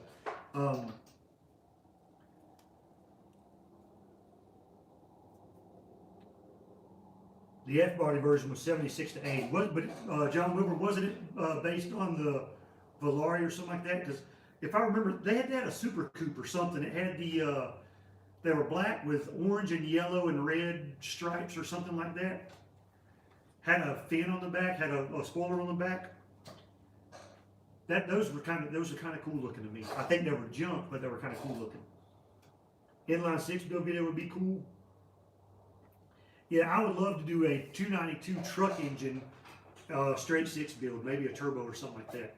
And I've seen a few guys take conventional small block Chevrolet heads, cut them in half, and build an inline 6 head because it's got the same bore spacing, and then you have an intake on one side and exhaust on the other instead of your integrated manifolds and stuff like that. Yeah, they've made, you can make pretty good power with a straight 6.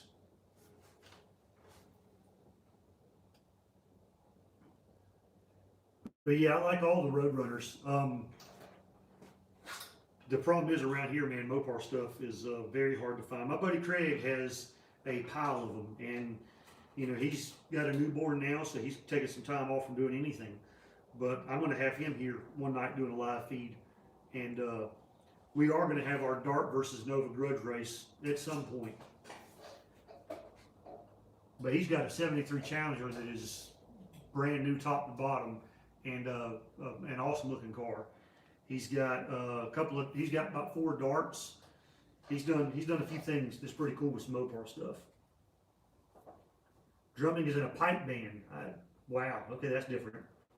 Caleb, I'm curious what you're going to use peanut ports on the big block build. Why? Because I have them, and I can't find a good deal on a set of regular oval ports. Peanut port heads, if you stay below 5,000 RPM, you can make pretty good power. I'm going to try to run 9s on a big block with peanut port heads and a 250 shot. So I've already got the camshaft, the rocker arms, the heads, and I'm going to use the stock valve sizes in the heads. I'm porting the heads myself.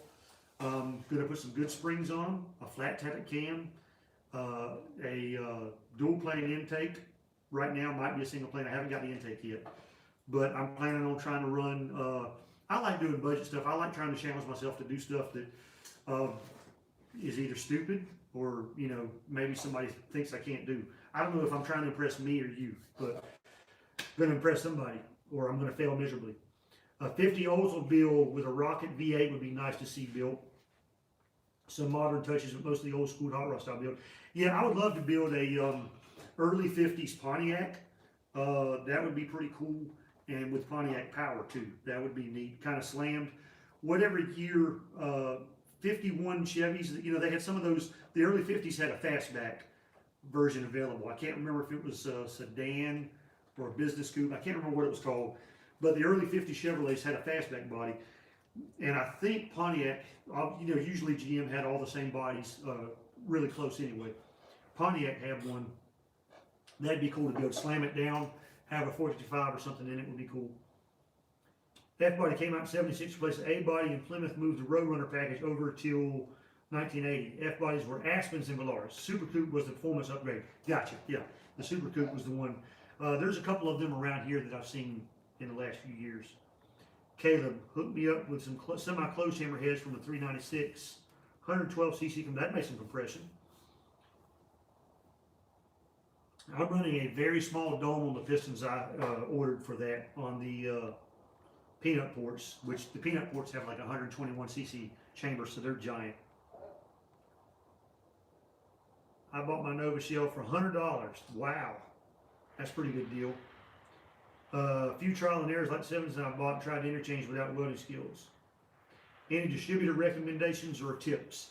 On my 73, I am using, depends on what ignition system you're running and all that. On my 73, I've got Holley Terminator fuel injection, and I'm using a factory GM small cap distributor, and then an external MSD coil.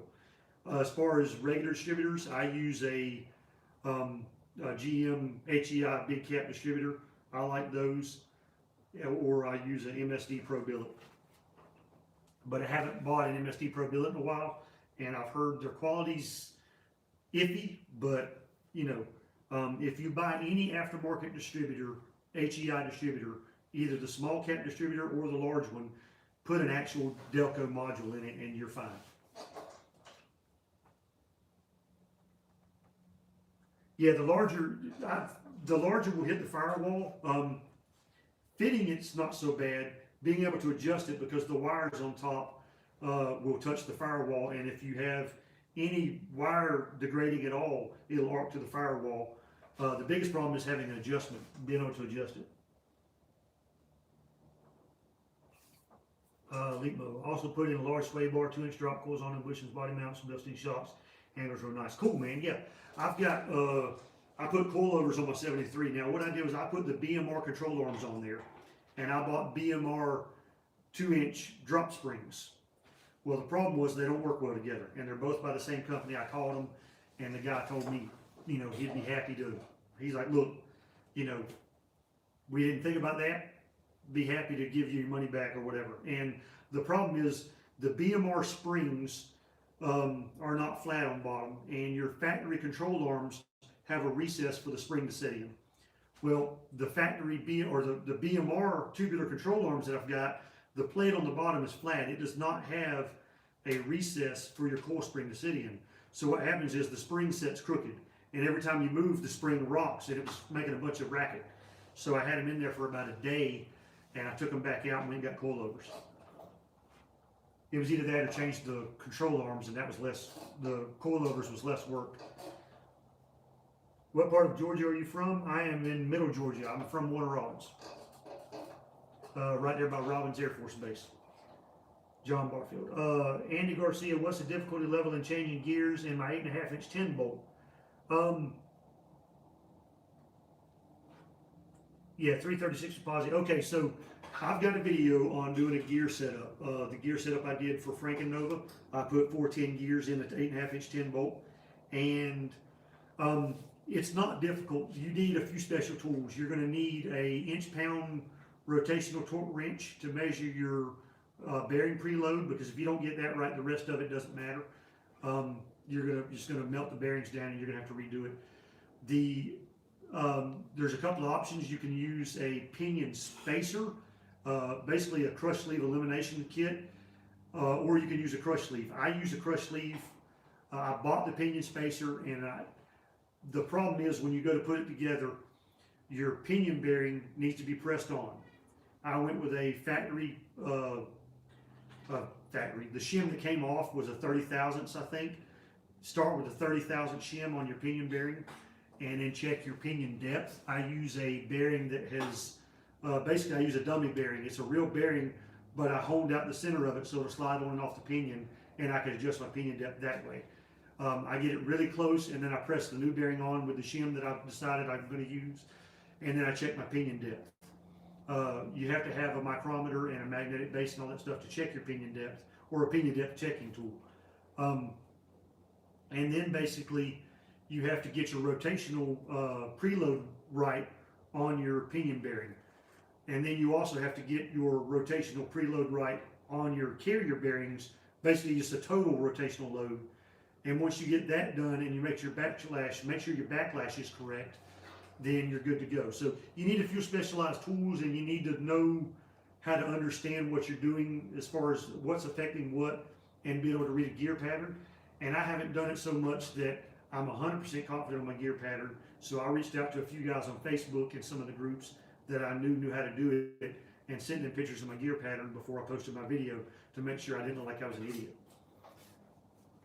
So it's not difficult, but it's a little bit tedious.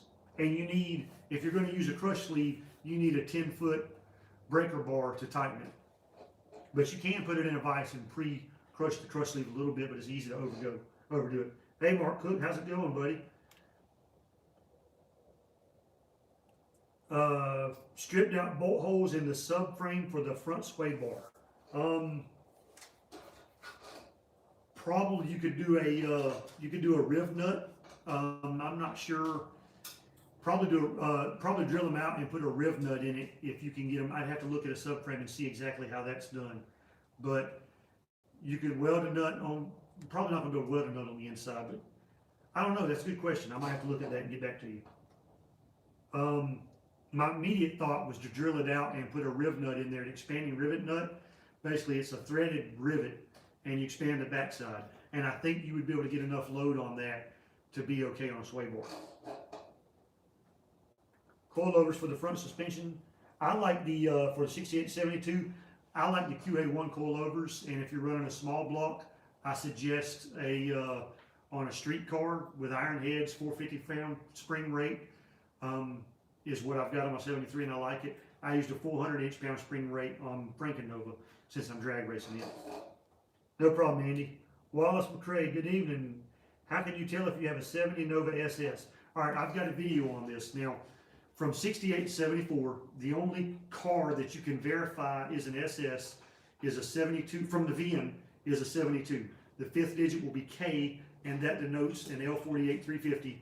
It was installed in that car, which was only available in the Super Sport. Now, if you have a 1970 Nova and you have an L48 350 numbers matching engine in your car, that's still there, and the VIN is correct, the partial VIN on the engine is correct, that is an SS only engine in that year also, and that means you have a real SS. So if you have an SS only engine, could be a big block in the 70, a couple of different ones, could be a 350, L48, I'm sorry, no, in the 1970, it would be an LT1, I think.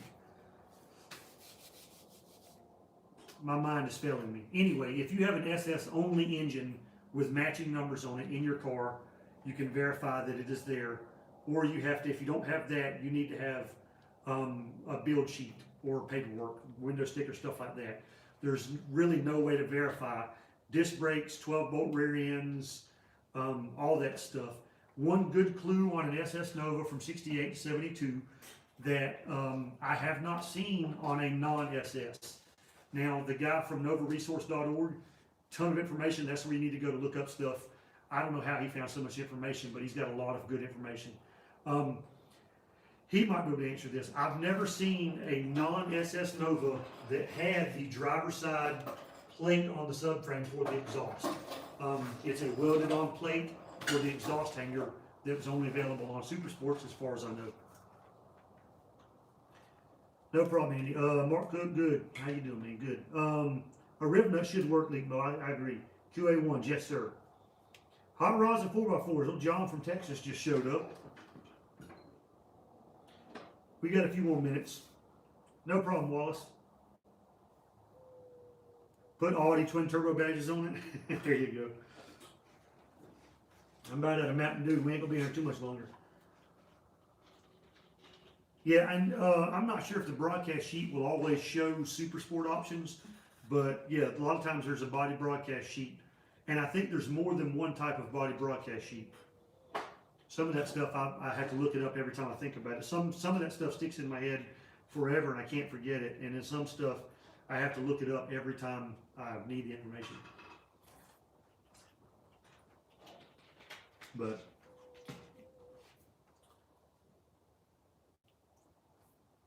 and you guys be sure to go and like my new video. It was doing great last time I checked. Yep, Leonard, thank you. Super bad gasser. Man, I'm late to the party tonight. Yeah, I'm doing good. Making a little bit of progress. Yeah, GM Canada cars. That is correct. 57 Chevy reminded me. If you've got a GM that was built in Canada, all the information is available for those cars. It's like Pontiacs. They've got all the information. You can trace everything back and get all the information for them. Now, one of the Corvette guys did get some information. There's going to be some dealer information. You can find out, and it's for a fee. You can find out what dealer your car was sent to. I can't remember what all information you can get, but if by chance your local dealer is still in business that was around, a lot of dealerships have been in business for 50 years, they could have records, or maybe they know who bought it, or that's a slim chance, but it's happened. there are ways to check some of the delivery schedules, and some of the builds and stuff. Not detailed information, but at least the, I'm trying to remember what they call it, and I can't remember. I was doing some digging just a few weeks ago, and I came across some news that was a year or two old, and a lot of information was being entered in, was found, and it was being entered in. And there's also an April Fool's joke a few years ago that they found a computer with a bunch of the information. You'd be able to get all of it, but it wasn't true.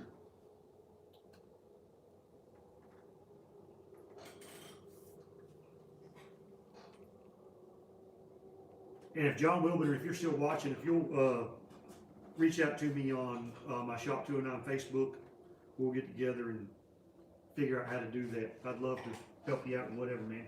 I'd love to come on and be a guest. That'd be pretty cool. As soon as Lunar Outlaw gets out of jail, the New York jail system, one day we're going to do a collaboration together. If I have to go up there, he'd come to Georgia. We've been talking about some ideas, so it'd be fun.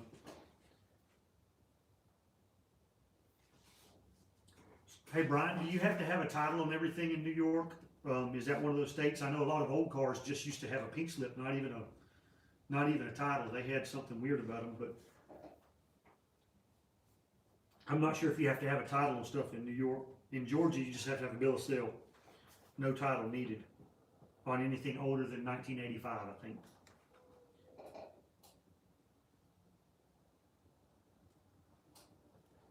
Quinn Tolo, yes. If you have an SS car, so that's a good point. You can eliminate the fact that it's an SS fairly easy from the VIN. If you have an 327 VIN starting on your 6872, it was not a V8 car, so you automatically know it's not an SS. So if you have an 11427, it's at least a possibility because that means it's a V8 car. And your cow tag will say 11427 and your VIN says 11327, the cow tag is the VIN is always correct, the cow tag is not. So that's true. Texas has to have a title, rebuilt, or salvaged, or bonded. In a lot of states you can have a bonded title, so you can get a bonded title. It might be more difficult. I think my buddy Brian up in Ohio was telling me that it's a pain in the butt in Ohio to get I think it was Ohio. 1973 and newer has to have a title. Okay, I got you. So if I come up there, we need to find something 1972 and older.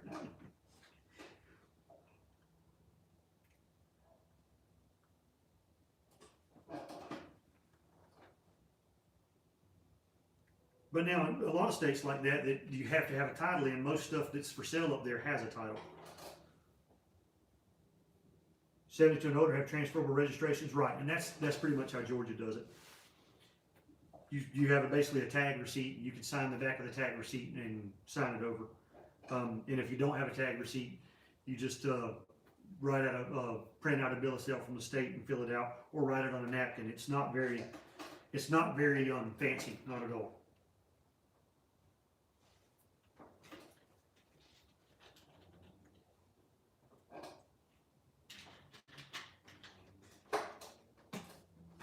All right, about 10 more minutes.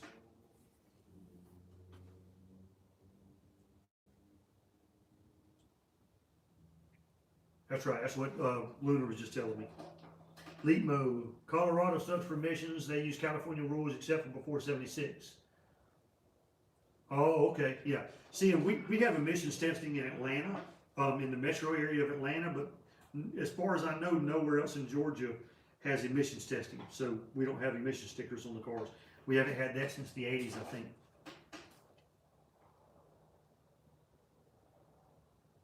So,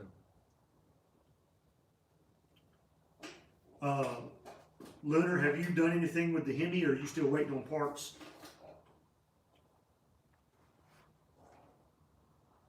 Okay, Mark Cook told me I was right about the emissions. To get a rebuilt title in Texas, you have to have a DPS officer inspect the car to make sure it is safe. Yeah,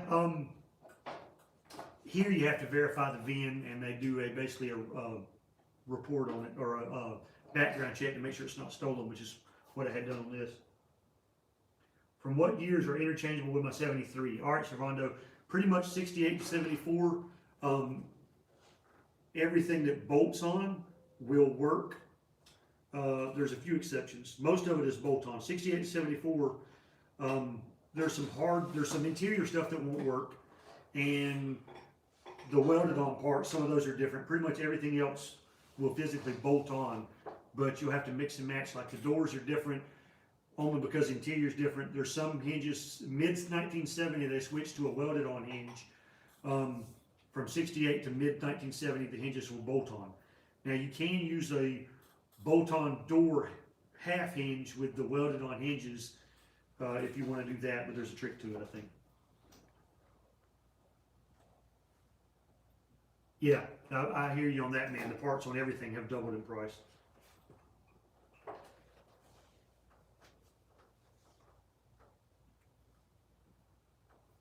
Yes, sir, Wallace, no problem. Hopefully I helped you more. Like I said, check out my video on that and go to novaresource.org. Tons of information on everything Nova there. The temperature's really dropped here. I've had a cold all week, sore throat, so sucks. Upper ball joints are riveted and not completely shot yet. Safe to say mine is a true. Yeah, probably. And actually, I'm going to change the ball joints for this car. The control arms that I've got for this car, the word just escaped me. The control arms I've got to rebuild for this car. What I'm going to do is take and I'm going to show you how to remove the riveted on ball joints, but the control arms I'm using for this car actually have bolt-on ball joints in, so I'm just going to rebuild those. But I'm going to, when I do the video on the front end rebuild, I'm going to show you how to remove the riveted ball joints on another set that I have. Nevada has title. Rural Nevada doesn't require emissions testing pre-72. Wow, that's 68 and newer. Thanks, Brian. I appreciate that, man. My buddy Brian up there, he's a truck driver, lives up. He's got a garage, and he's got Redline Garage and his Redline Performance at his home in Ohio. He does tires, brakes, whatever he can do. He spends all his time in a truck, seeing America, which I'm kind of envious of. I love driving. I don't know if I want to see it from a truck, but mainly because I road rage. I don't think I need 80,000 pounds of revenge under me if I get mad in traffic. No problem, Quinatello. No problem at all.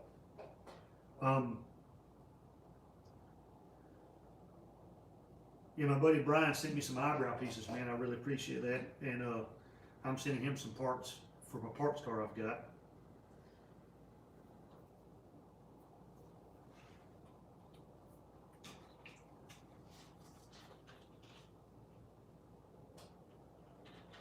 Yeah, I wanted to leave the tail panel. You know, I like the ratty look, and I was going to leave the tail panel ratty, but like I said, once I started trying to make fabricate the pieces, it got kind of difficult. Brian bought a 6.0 for the 71. Heck yeah, man. All right, Hot Rods 4x4s. John, see you next time, buddy. Grumbling Kitten, how's the engine going? Okay. That video will be out Tuesday, Grumbling Kitten. And I made some decisions on the engine that'll probably put me over my budget. I know it's going to put me over my budget, but it's not a big deal because originally I planned on finding an engine for a couple of $100 and doing a budget rebuild on it, and I couldn't find anything with decent heads to use. Like the heads would all be wore out completely, and you can get in some real money on heads if you start fixing those with valve seats or new valves and springs and guides and all that stuff. So it worked out, it kind of worked out pretty good. And I knew when I started this project, I was probably going to end up over my $5,000 budget. And I figured the engine would be why, because pretty much everything else wasn't guessed. The engine and transmission and rear end were the only things that I was unsure about condition-wise. Everything else was kind of a fixed cost. I knew what I could get a wiring harness for and front end parts for and brake parts for. That was all fixed. A usable engine that would last could be anywhere from $200 to $700. It was better. I'm going to use the heads that came on the motor and then rebuild the bottom end of the motor. I found a few things you'll see in the video, but yeah, it's going to be a good deal, and I'm still super happy with the engine that I bought, even though it had some rust in the cylinders. I cleaned most of the rust up without any issues, and then I found a couple other things that the engine probably would have been fine without taking it apart or rebuilding it. I got most of the rust out, really all but some staining I got out of the cylinders. But I can't afford to have an engine break on me in Daytona and not be able to get home or have to tow this thing home. We're taking two cars. We're going to take my 73, the plan right now, we're going to take my 73 and the 69 there and drive both cars. My wife's going to drive the 73, I'm going to drive this one. And I'm hoping that I don't have any mechanical issues, because I've spent enough on this car where if I have too big of a problem, I'm going to have to walk home from Daytona. Leap Mode, before you go, good night, and I followed the bill. Thank you, Leap Mode. I appreciate it, man. Keep watching. Mark Cook, enjoy watching you fixing all the body parts. Tell that panel looks great. Sore throat maybe from the rust dust. I had the sore throat before I started that, Mark, but I need to come by the house and look at your truck, buddy. We're to get together one day soon. Stage 4 Pro LS Cam BTR Reunion versus. Okay, cool. Did it come with decent heads on that 6.0, Brian? Did it come with low mileage? And what gen is it? Is it the older 6.0 or is it the newer one? Or I guess the new ones are the 6.2s, right? I'm not sure. I need to study on my LS stuff. Brent Feller's built a pre-67 Chevy pickup low. I would love to have like a 63 Chevy pickup. I like that. I like that hood on the 63s. And I'd like to have a fleet side. And I wouldn't even care if it's a long bed. I prefer a short bed. But I don't know about low or not, but probably fairly low truck.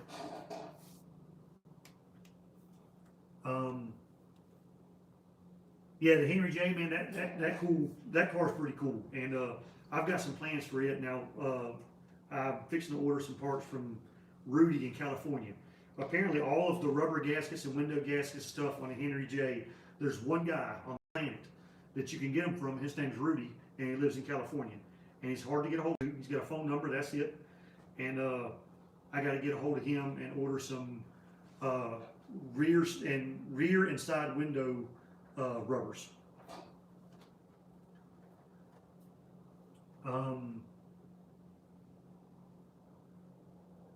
But yeah, and I plan on doing a bunch of stuff on the Henry J in next spring, March or so.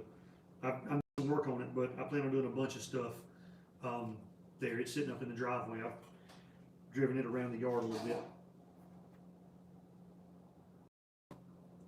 You know, I said I wasn't going to be here 2 hours, and now we've been on here 2 hours. I can't stop. 2000s 5 LQ4s because they're Gen 3 outside for Gen 4 internals. Nice set of 823 rectangular core heads. You're looking to buy another Nova? Hey, this one will be for sale soon. I'm going to have to sell this thing when I'm done with it to fund the rest of my builds I want to do. Because I've got a 71 I want to do a back half on and make a Pro Street car out of. I've got another 72 that is rough. It makes this one look like a show car. Like it sits. It needs everything. Roof skin, A-pillars. The frame rails are okay, I think. The dash, the firewall, floors. The rockers are okay, I think. The rockers are okay. The frame rails aren't bad, at least what I've noticed. But I bought that car for $400, and it had the 307 that I've got on the engine stand over here. That was in there, a turbo 350 transmission, and it's got an 8.5-inch 10 bolt in it. I paid $400 for it last year. It was a parts car, and I was going to save it, and I still am. Volare, yeah. Brent, if I do a Volare, like I said, it'll be a late 70s Super Coupe or something based on the Volare. Just picked up a 74 and the YouTube universe brought me here. Well, thank you, C10 Steve. Brian's going to do it's a fresh stock rebuild with Cathedral Head 7. There you go. Yeah, my 74 looks like a 72 now, and my 73 I love. Hate on now. If you ever comment on my YouTube videos and I don't respond, sometimes I don't see it because you can have filters on here that filters out any bad language. There's actually been somebody said crap, and I had to approve the message. But anyway, I have to go into my YouTube and I look for filtered comments on videos, and what it does is anything with bad language or all, it sends aside. It won't post it. You can't see the comment. And every once in a while I go in and look for comments that were, some comments for whatever reason get filtered and I have no idea why. And other ones, I had one the other day, some guy raising Cain with me because I don't know, I still don't know what the dude was talking about. I like 73, 74 Novas, and I like 68 to 72. I like all years Novas. And he misunderstood something and he rambled on. I don't know what his problem was. 65 GMC 1-ton dually with a flatbed. It's got a weak straight six. Should I swap it in V8? You know what would be cool? A 292 straight six, but you know the problem is getting someone to fix the head on that thing. It's going to be I think all the cams for those are solid lifters. I can't remember what year they went to the hydraulic flat tappet. If you're going to be able to find a hydraulic lifter cam for that instead of a solid flat tappet. I know in 58 and 59 they still had the solid lifters on the straight sixes. I'm not sure about 65. If you could find a hydraulic lifter straight six, that would be cool. With 292 makes some pretty good torque. Put you an offie intake on it and some good exhaust, a little bit of a camshaft, and it'd probably be fine. But with it being a 1-ton dually with a flatbed, if you want to use it, yeah, put a V8 in it, put a big block in it. Do what Mike Finnegan does, put a big block in it.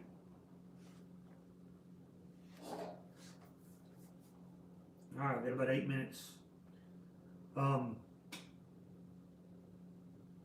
getting cold. It's dropping pretty quick out here now. If I turn the heat on, y'all won't be able to hear me. It's noisy.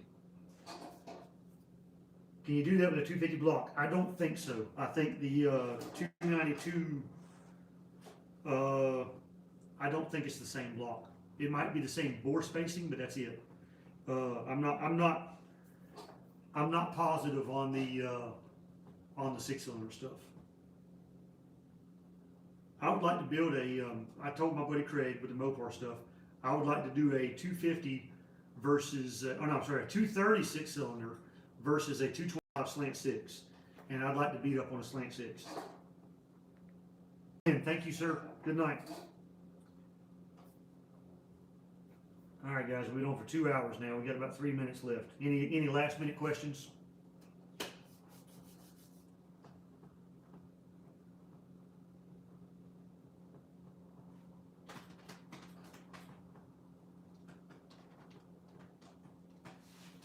And on my taillight video, after I was done and spent an hour converting the video to MP4, I realized that I didn't even include the part where I was melting out the lead. So that was a pretty good little section, and I somehow didn't get the clip. Thanks, Caleb. And I might message you next time on Facebook and let you know when I'm gonna go live. And if I start getting a lot more people on these live things, I'm going to need some guys to help me moderate it. So I might ask some of you guys if you want to. If you don't, sign to. But straight six is going to be cool when done right. I agree, Brian. And I'd like to do a straight six. I think if you did one, it'd be cool. It'd be cooler in a 62 to 67 Nova, but I'd like to do one. JB's Little Shop. Hey man, there was something I was going to ask you about one of your videos. I'll just comment on the video. I watched it the other day. I was going to comment on it. And yeah, next time you talk about fishing, talk about fishing. Don't talk about fishing and don't tell me you did what you caught. Round one, thanks again. Yep, let's hit the like button, man. Yeah, Brian Powell, I would like to do I've got an idea, but I'll message you later and tell you about an idea I have for a straight six build. See what you think about it. It'd be insane, but I don't know how I would do it. Your 74 has a straight six? It's probably a 250 and 74 then.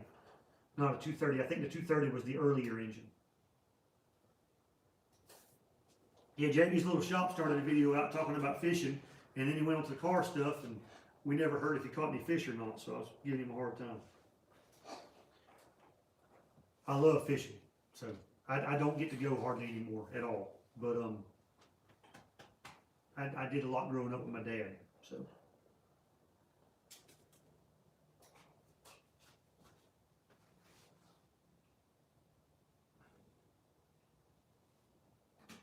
Yeah, I agree with Brian. It is nice to have something different.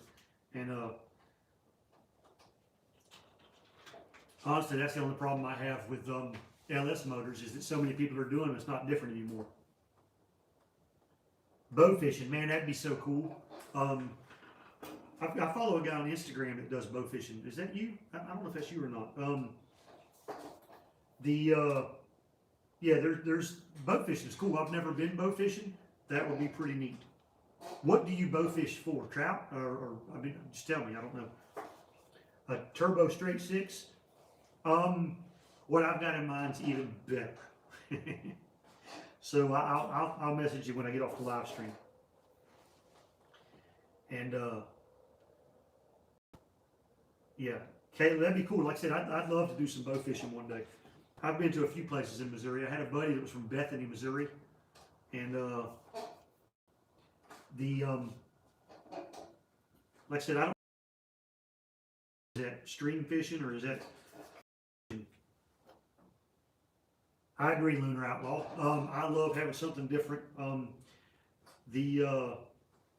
That's one of the things I like about the 73, 74 Novas. Half of what makes me like those is all the hate they get. Mainly just carp and gar. Lake Ozark. Okay, cool. Cool. Yeah, I've done a little bit of all kind of fishing as far as lake fishing. You know, crappie, which is white perch crappie, depends on where you're from, what you call it. Brim, catfish, hybrid, striper, largemouth bass is my favorite. Fishing with a Texas jig is my favorite. But all right, 2 minutes, 9:55. We're cutting it off. We got a minute and a half. I'm cold and thirsty and tired.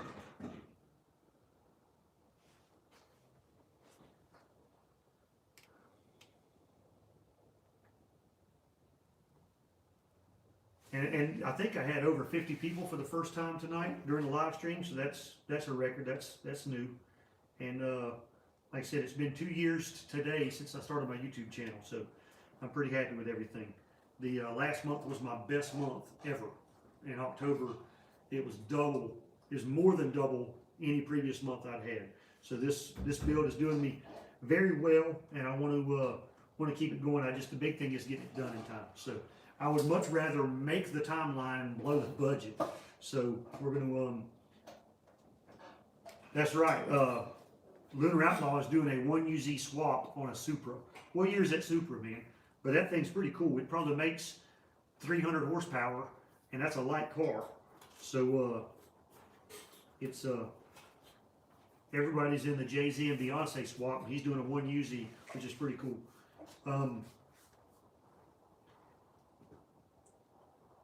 I'd like to do a Jag V12 in a Nova or some kind of V12. Probably Jaguar would probably be the easiest one to get, or that's the easiest. Probably be the best budget to get.